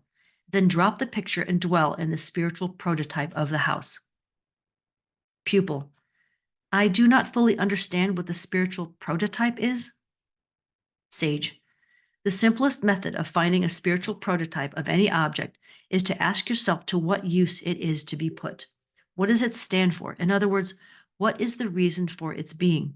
As we have been saying, a house is a place of shelter, comfort, protection. It might be called a refuge. Pupil. Then if I want a house, really a home, and there seems no ordinary way of my having it, I am to impress my desire upon my subjective mind by mentally picturing the type of house I want in conjunction with the ideas of shelter, comfort, and protection, and mentally live in that state of mind, while in order to supplement a mental atmosphere of pure intention, I admit no thoughts of discord, such as anger, jealousy, doubt, fear, etc., but entertain thoughts of love, joy, beauty, and harmony. Would this not be literally living in my mental abode, in my true mental abode? And could I not expect to see it objectified in a material home? What the house symbolizes. Sage. Yes. Yes, because every physical or material thing is the result of an idea first possessed in consciousness. These ideas, which are universal by nature, are specialized by your mental picture and your concentrated effort to inhibit thoughts which concern the operation of the laws of life. This habit of thought formation, if persisted in, opens the way for the physical manifestation of the mental picture, whatever it may be, the case in point being a house. A house is in effect a need for shelter, comfort, protection, and the like. Pupil. I've never thought of it before of what a house really symbolized. It seems quite natural now to think of it as an externalized object of an inward originating idea of comfort, shelter, and protection, which you have taught me is its prototype. Now, my natural impulse would be to go into the house and bolt the doors and windows if I were afraid of some outside invasion and wanted to protect myself. Yet, this might not always give me a feeling of security. From where does that sense of real protection come? Living in the sense of protection. Sage. The first necessity would be for you to have the house to go into before you could bolt the doors and windows against unwelcome intrusion or impending danger. After having acquired this refuge, it alone would not ensure complete protection. The feeling of protection is established within yourself through your knowledge that you are protected by the almighty, ever-present, intelligent power of life. Surely you know you are alive, and this understanding brings a sense of security which locked doors or barred windows cannot give. Pupil. It would be wonderful if one could constantly live in that thought of protection. Sage. It is to this end we are journeying. As we have seen, in the mind of man there is a power which enables him to contact the unlimited universal power of God, Spirit, and thereby envelop himself in it. One of the most satisfying and comforting feelings possible is this one of being protected from within oneself. Pupil. I see. One should endeavor to keep the suggestion of one's real self, which is one's real protection, constantly in mind, that self which is one with all life and intelligence, which not only preserves but provides for all. To return to the subject of the house, it being then the outward fulfillment or manifestation of a desire or need for shelter or protection, the mode of procedure necessary to procure it would be to get into the spirit of life's intelligent protection, and it in turn would attract the necessary conditions to bring into tangible being a house or whatever form of refuge was most required and visualized. Sage. Mentally entering into the spirit of life's immutable creative force, it will take any special form your desire gives it, which is mentally pictured or visualized. The house is only an illustration. Pupil. I understand. Now, suppose one wanted more money or better health. What would be the prototype for these? Sage. It is always best to find one's own prototype. Let us refer to the suggestions I've already given you. What does money symbolize? For what is it to be used? For myself, I find that the prototype for money is substance, and my method for manifesting more money is to mentally picture the sum I require for a particular purpose, either in banknotes, check, draft, whichever seems the most natural. After making a clear, distinct picture, I enlarge my vision of money as the symbol of life's substance as applied to the use I intend to put it to. I believe that money is the greatest factor for constructive exchange we have today. How to develop health and harmony. In the case of money, you would hold firmly in your mind the fact that the substance of all life fills all space. It is indeed the starting point of all things, whether it takes the form of desired sums of money or of something else. For physical health, you would endeavor to keep your thought as harmonious as possible and mentally picture yourself as well and doing the useful, happy things in your daily life that a healthy person would naturally do, always understanding that the originating life principle in you must act harmoniously upon itself in order to produce harmonious physical results. Pupil. Then the most important point in demonstrating health is not so much the mental picture as the control of thought in a definite center, irrespective of conditions or symptoms, really living in the prototype, a holy, perfect, and harmonious expression of God the Father, Spirit, and the source of health and life. Sage. Exactly. And this is where your trained will comes in to help you hold your picture and to steadfastly live in your prototype. The mental picture is the seed you plant, so to speak, and the quality of thought which you entertain most persistently impresses itself upon the subconscious mind and starts the creative energy molding itself into the form of your mental picture. Pupil. Then life's only creative power is subjective mind, which reproduces on the outward or physical plane the idea with which it has been impressed. What a field of possibilities this stupendous fact opens up if one could only prove it. Sage. To obtain continuous good results, it is a necessity to properly understand your relationship to this great, unformed, highly impressionable power you are dealing with. Never try to make yourself believe what you know is not true.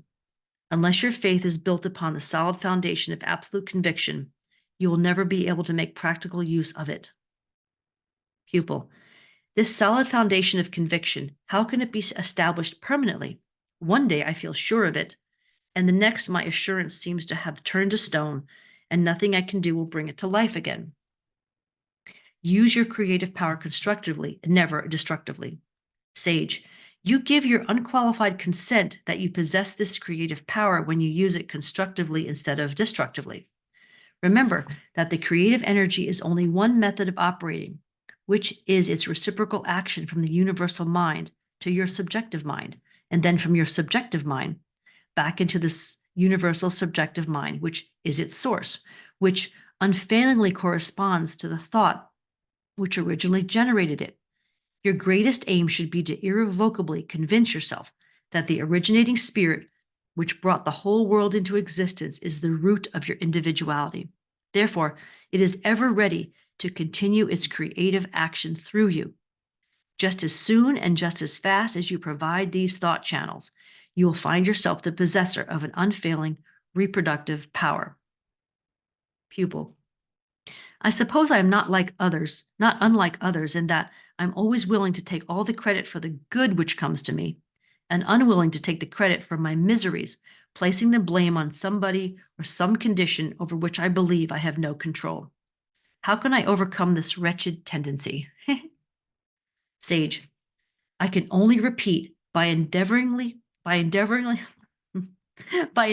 steadfastly to remember that the only creative power there is has but one way of working, which is that of reciprocal action. There is only one primary cause, the universal subjective mind, of which your own subjective mind is a part. To gain an understanding, it is necessary to be persistent in impressing your subconscious mind with the fact of its relationship to the unlimited whole. Bring your every thought and feeling into obedient connection with the best there is in you. This old saying has a world of truth in it. What thou seest, that thou beest. Dust thou seest dust, thou seest. Okay. Dust if you see dust, and God if you see God. Sorry, I have to get out of the King James. What you see is what you be, is what you will be. If you see dust, you'll see dust. You'll see God if you see God.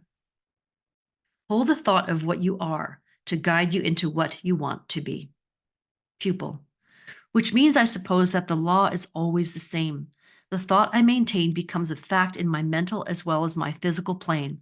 So I must hold the thought of what I really am in order to become what I would like to be? Sage. Yes, endeavor never to lose sight of this fact. Pupil. Like the illustration you gave of the house, it has its birth in the idea of protection, irrespective of any physical form. Sage. Protection is an inherent quality of life. Consequently, it fills all space, ever ready to be called into any form of expression. If you get into the spirit of that idea, you will see how quickly corresponding results will appear, because the quality of the subject mind is the same in you as it is throughout the universe, giving rise to the multitude of natural forms with which you are surrounded, also giving rise to yourself. It really is the supporter of your individuality. Your individual subjective mind is your part in the great whole, as I have declared before.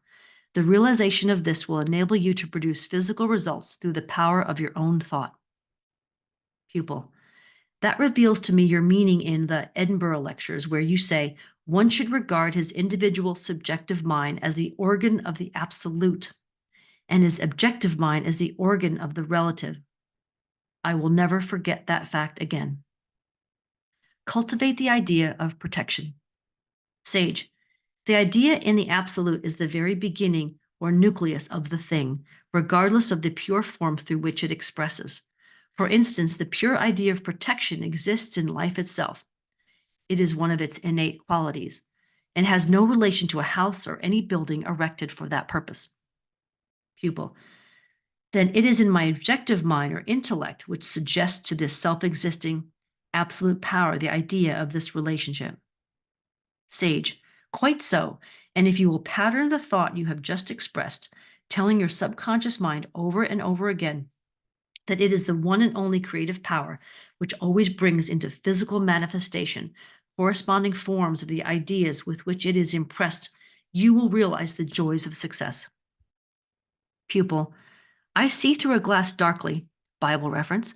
Is there no way to develop a keener sense of just how to awaken the subconscious mind so that it will respond more quickly? Sage. I will be happy to give you a copy of a letter I once wrote in response to a question similar to yours. This letter was considered so helpful that the men to whom it was written had it put into pamphlet form, now out of print. It seems to me that the main thing that I said in that letter was, don't try. Pupil. Why? I thought it was trying was to be my main endeavor, even though that was difficult. A letter of golden leaves. The sage's letter. To answer your question as to how a keener sense of the subjective mind may be awakened, the answer is don't try. Don't try to make things what they are not. Subjective mind is subjective just because it lies below the threshold of consciousness.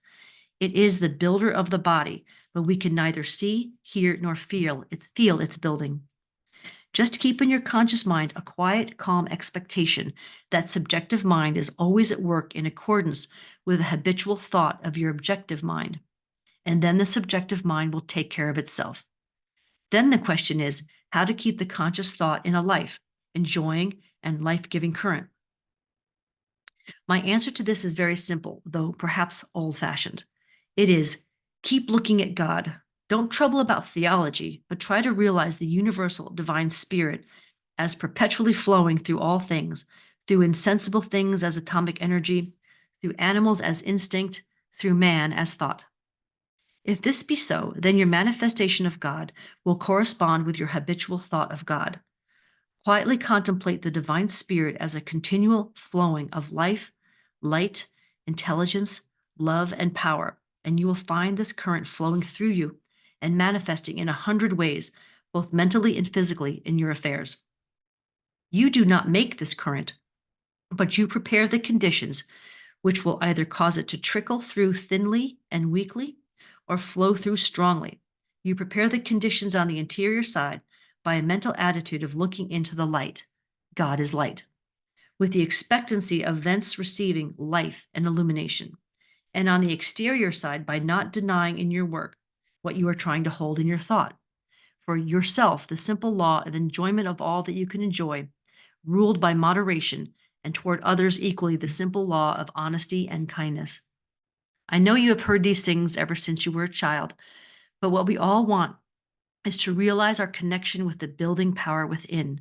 The connection is this, that the Spirit, as it flows through you, becomes you and becomes in you just what you take it. For water takes the shape of the pipe it flows through. It takes shape from your thought. It is exceedingly sensitive. How much more, then, must the pure life principle itself be sensitive? Think over this. Think it over and then think. Think of it kindly, lovingly, trustfully, and as a welcome companion. It will respond exactly. Think of it as a living light, continually flowing through and vivifying you, and it will respond exactly. If you ask why it does this, the answer is because it is the infinite of your real self. Let this answer suffice you. You will only darken the light by trying to analyze the divine spirit. You cannot dissect God. This doesn't mean being impractical, but getting to the very root of truly practical. We have our ordinary business to do, but believe me, it is the scientific method to bring everything into the divine light. Then let your ideas be desires to see it in the divine light. Let your ideas regarding it grow quietly of themselves, and you will see it in its proper and true light, whatever the thing may be. Then when you have seen what the thing really is, go on and handle it in accordance with the 4 principles of cheerfulness, moderation, honesty, and kindness. Don't worry and don't try to force things. Let them grow, because by recognizing the continual flow of the Spirit, you are providing the conditions, for life is the light which will make them grow the right way. Don't bother about subjective mind and objective mind or theories of any sort or description, either mine or anyone else's. But just do what I have said and try it for 6 months, and I think you will find you have got hold of the power that works. And after all, that is what we want. It is all summed up in this: live naturally with the Spirit and don't worry. Remember, you and your spirit are one, and it is all quite natural. You will perhaps say that this is too simple. Well, we don't want to introduce unnecessary complications. Try practicing and leave the theory to take care of itself. Living spirit is not to be found in a book. Sage. Many have written to me from all parts of the world voicing your expression. Once a lady in New York wrote asking me to explain to her exactly what I mean in the pamphlet about spirits becoming you. Thinking you might like to see a copy of my reply, I brought it along for you. Pupil. Thank you so much. Am I at liberty to keep these letters? Sage. Quite. The letter of the master. With regard to the sentence in the pamphlet on the subjective mind and the spirit becoming you, I really don't see how to express my meaning any more clearly. What I mean is that in a cat, it becomes a cat. In a cabbage, it becomes a cabbage. But in man who is conscious living intelligence, it becomes conscious living intelligence. And if so, then since the spirit is infinite, you can, by prayer and meditation, draw upon it for increased living intelligence. It all depends on your mode of recognition of it. In the sentence you quote, it is exceedingly sensitive, etc. I'm not referring to the water, but the spirit. I mean that if subconscious mind in ourselves is sensitive to suggestion, the creative principle is sensitive to suggestion. The creative principle from which it springs must be still more so, and it takes the shape from your thought accordingly. But you must remember that the pamphlet was not written for publication. It was merely a private letter, and I was never consulted on the subject of publishing it, or perhaps I should have worded it more carefully. Supply and demand is a very large subject, but eventually you will always have to come back to the teaching of Jesus. Ask and you shall receive. We may write volumes on this subject, but in the end, it always comes to this. And we have gained nothing by going a long way around. I'm coming more and more to see that the teaching of Jesus is the final embodiment of all that writers on those subjects are trying to teach. In the end, we have to drop all our paraphernalia of argument and come back to his statement of the working method. All the Bible premises are based on the divine knowledge of your mental constitution, and by simple reliance on it, we therefore afford centers through which the creative power of the universe can act in correspondence with our recognition of it. According to your faith, be it unto you. Our faith is our real thought. If our real thought is expectation of disease and poverty, and so open the door to it. The whole purpose of the Bible is to direct our thought, which is our faith, in the right way, instead of leaving us to form it invertedly. Therefore, as the basis for our faith, the Bible gives us promises. Pin your faith to the promises, and you need not bother your brains to argue about it. The more you argue, the more you'll pin your faith to your own argument and your understanding of the law. And as a logical sequence, you make the fulfillment of your desire depend on your correct arguing and exact knowledge, so that the result is you are depending entirely upon yourself. And so you are no forwarder and just simply where you were. On the other hand, by simply believing the divine promises, you transfer the whole operation to divine spirit, your subjective mind. And so you have a good ground of expectation, and by your mental receptive attitude, you become a fellow worker with God. You allow the all-creating spirit to work in, for, and through you. This is the conception Paul always had in his epistles, in all of them showing the weakness of relying on law and the strength of faith and promises. This also, I think, was Jesus' meaning when he said, "Blessed is he that has not seen and yet has believed." Well, I hope that these few remarks will be useful to you, but I'm wondering how this point of view will appeal to an American audience, and that is another reason why I'm rather doubtful about coming over. The more I think of this subject, the less I see in trying to make supply, health, and all the usual new thought topics the subject of a set of mechanical rules like the rules of arithmetic. It throws the burden back on yourself, while your whole object is to get rid of it. It is the old temptation of Eden over again, the tree of knowledge, reliance on our own acquisition of knowledge, on the tree of life, reliance on God's own nature and his desire for expression in us and through us, which is the meaning of all the promises. The former looks clever, but isn't. The latter looks childish, but is the fulfillment of all the law and is life.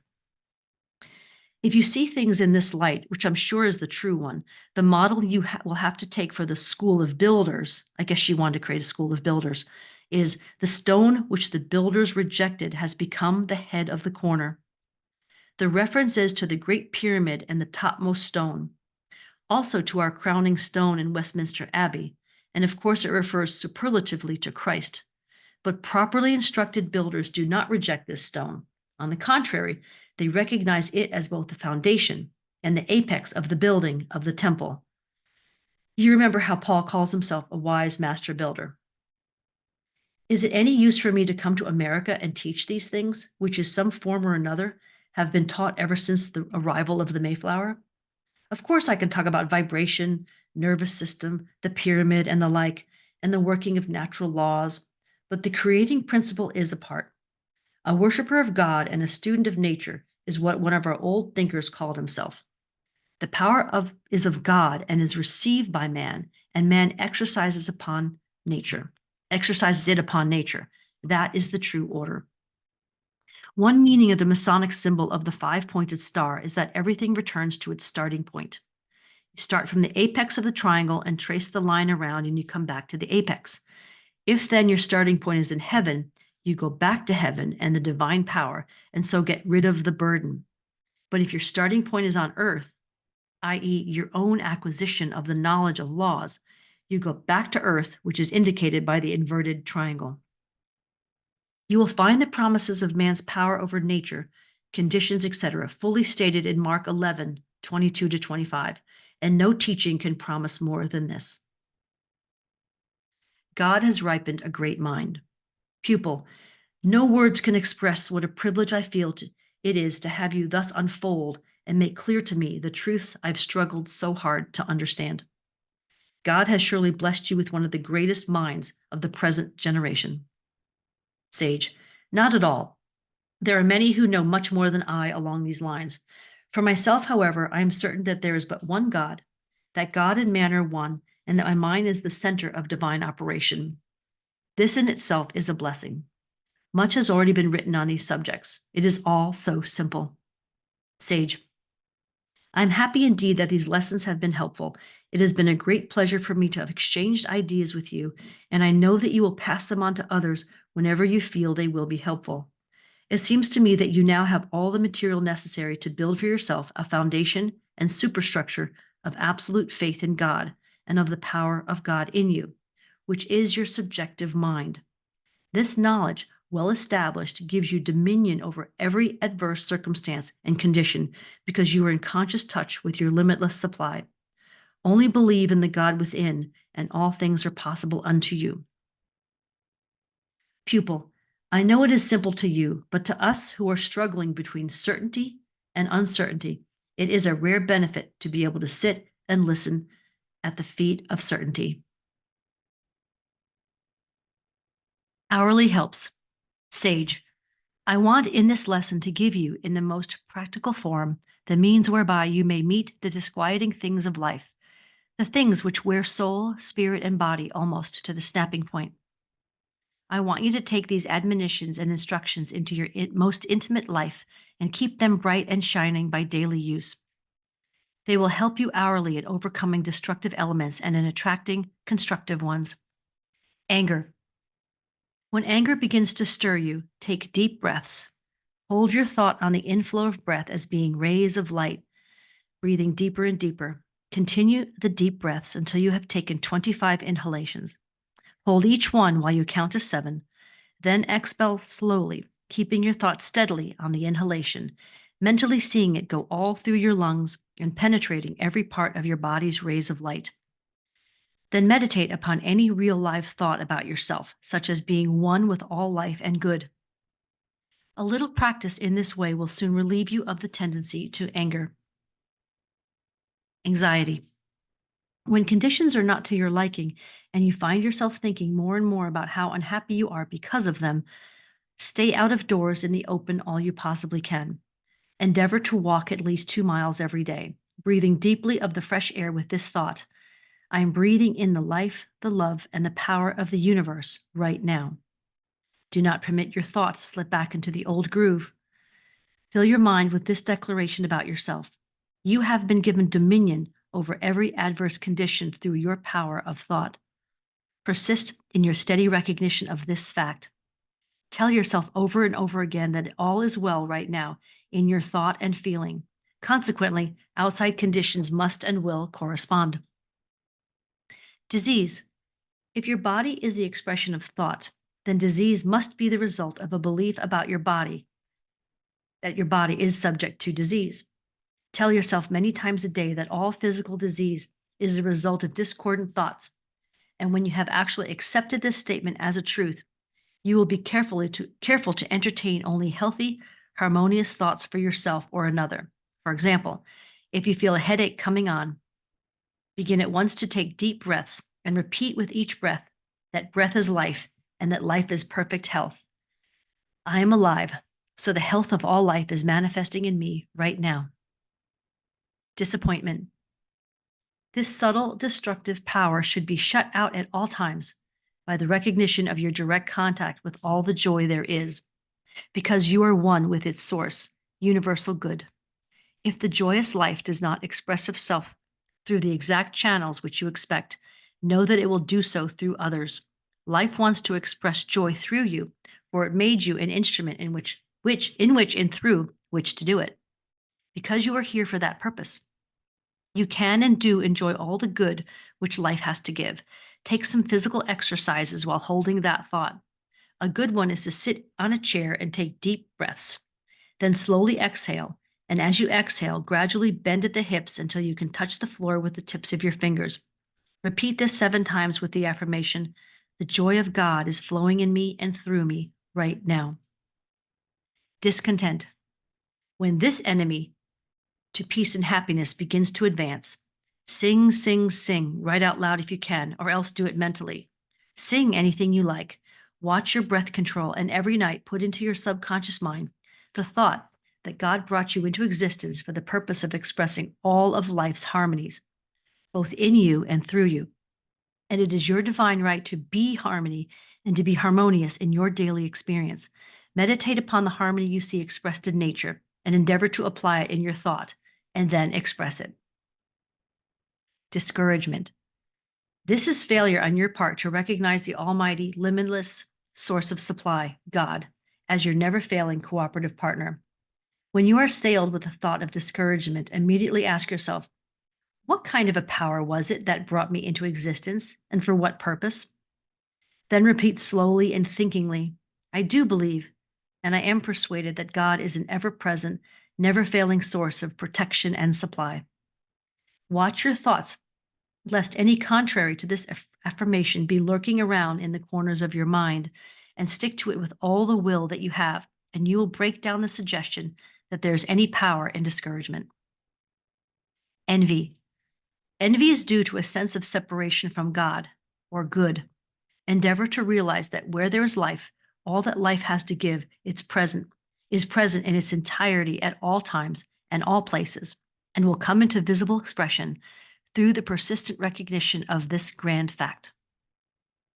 Fear. One writer has said that fear is the only devil there is.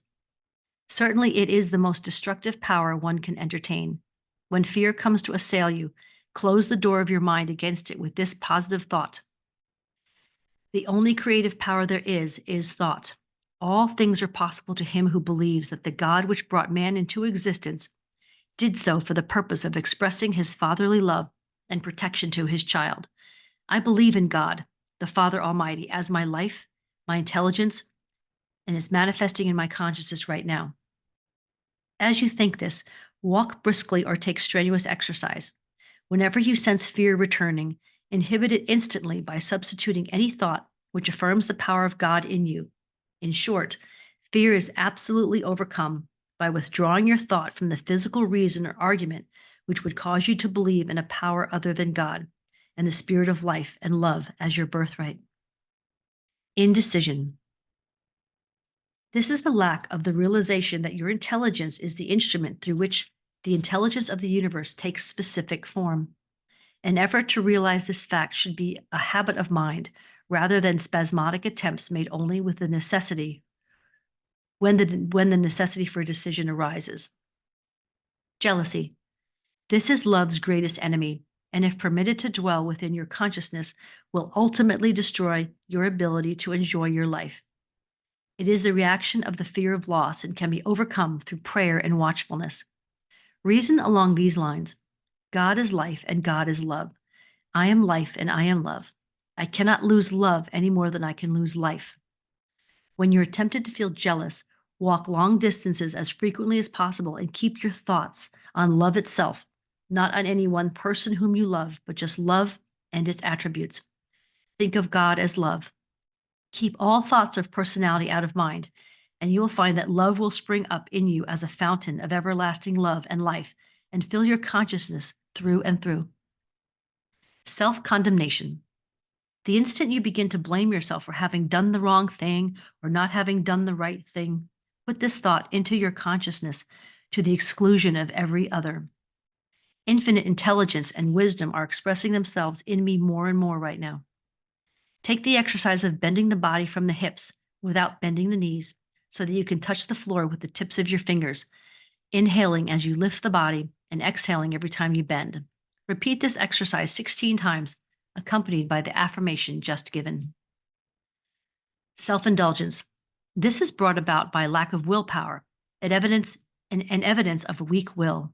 It means failure because you have no thought power to give the unformed energy of life the particular thought material necessary to produce desired results. Absolute mental thought control is the one and only thing which is necessary for you to do, to be, or to have what you want. Without it, you scatter your forces. If you permit your thoughts to run riot without restraint, the conditions of your life will become chaotic.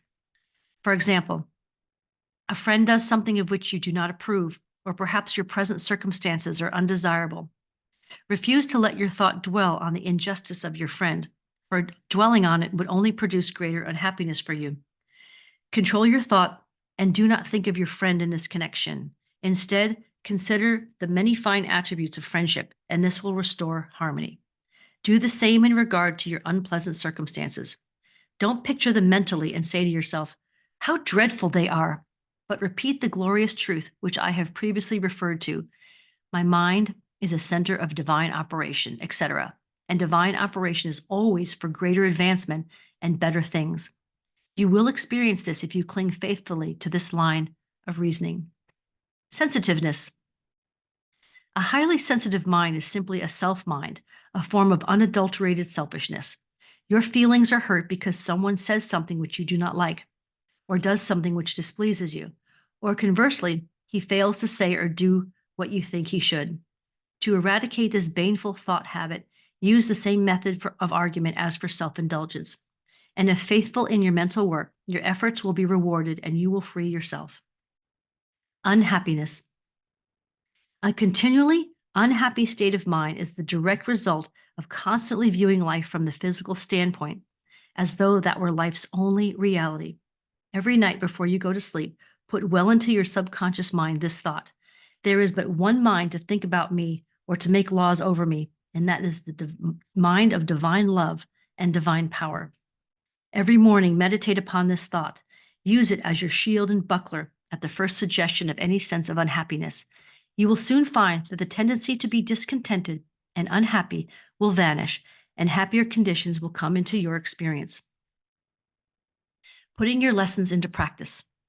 Just as I am completing this manuscript for the printer, the idea suggests itself that it will also be helpful to give a definite idea in formula form of how to be and have what you want. First, you should endeavor to learn to be as near the perfect reflection of your own idea of God as possible in thought and action. It may seem impossible at first thought to even approach such a goal, but reflection upon the thought that God made you out of himself because he wished to see and feel himself in you will help you to persevere. When you first begin to learn to read, no doubt you felt in your childish way that it would be wonderful to read as well as the grown-ups could. You kept on trying, and then you could read. Perhaps you have a big desire which you would give your life to have fulfilled. In reality, it is only necessary for you to give a few moments each day to earnest effort in getting into the spirit of this idea of God and living in it every waking hour. Then endeavor to find the spiritual prototype for your desire. By this I mean inhibit all thought of the physical side of your desire. If you desire a true companion, close your mind entirely to all personality and physical being, and dwell in thought and feeling on the spirit of love and true comradeship without reference to any physical person. The person is the instrument through which these particular qualities manifest, and not the qualities themselves, as we often learn too late. Or you may desire improved financial condition. Here again, it is not mere money you desire. It is that which money symbolizes: substance, liberty, freedom from lack. Therefore, you should go alone at night and morning, or any time when you are certain you will not be disturbed, and meditate first upon your own true relation to God. After your feeling has been stimulated to the point of certainty, then meditate upon the ever-present, never-failing substance and freedom of God. Try not to lose sight of the fact that the greatest magnet for acquiring money is ideas. There is every reason that you should capture one of these big money ideas if you will persistently follow the suggestions given. If you do this, you will not only capture the idea, but also the courage to put the idea into practical application. This courage, put to positive uses, will bring you to the goal of your desire substance: love, friends, health, happiness, and the peace that passes all understanding. May all these come to you in richest measure. Thank you very much for listening.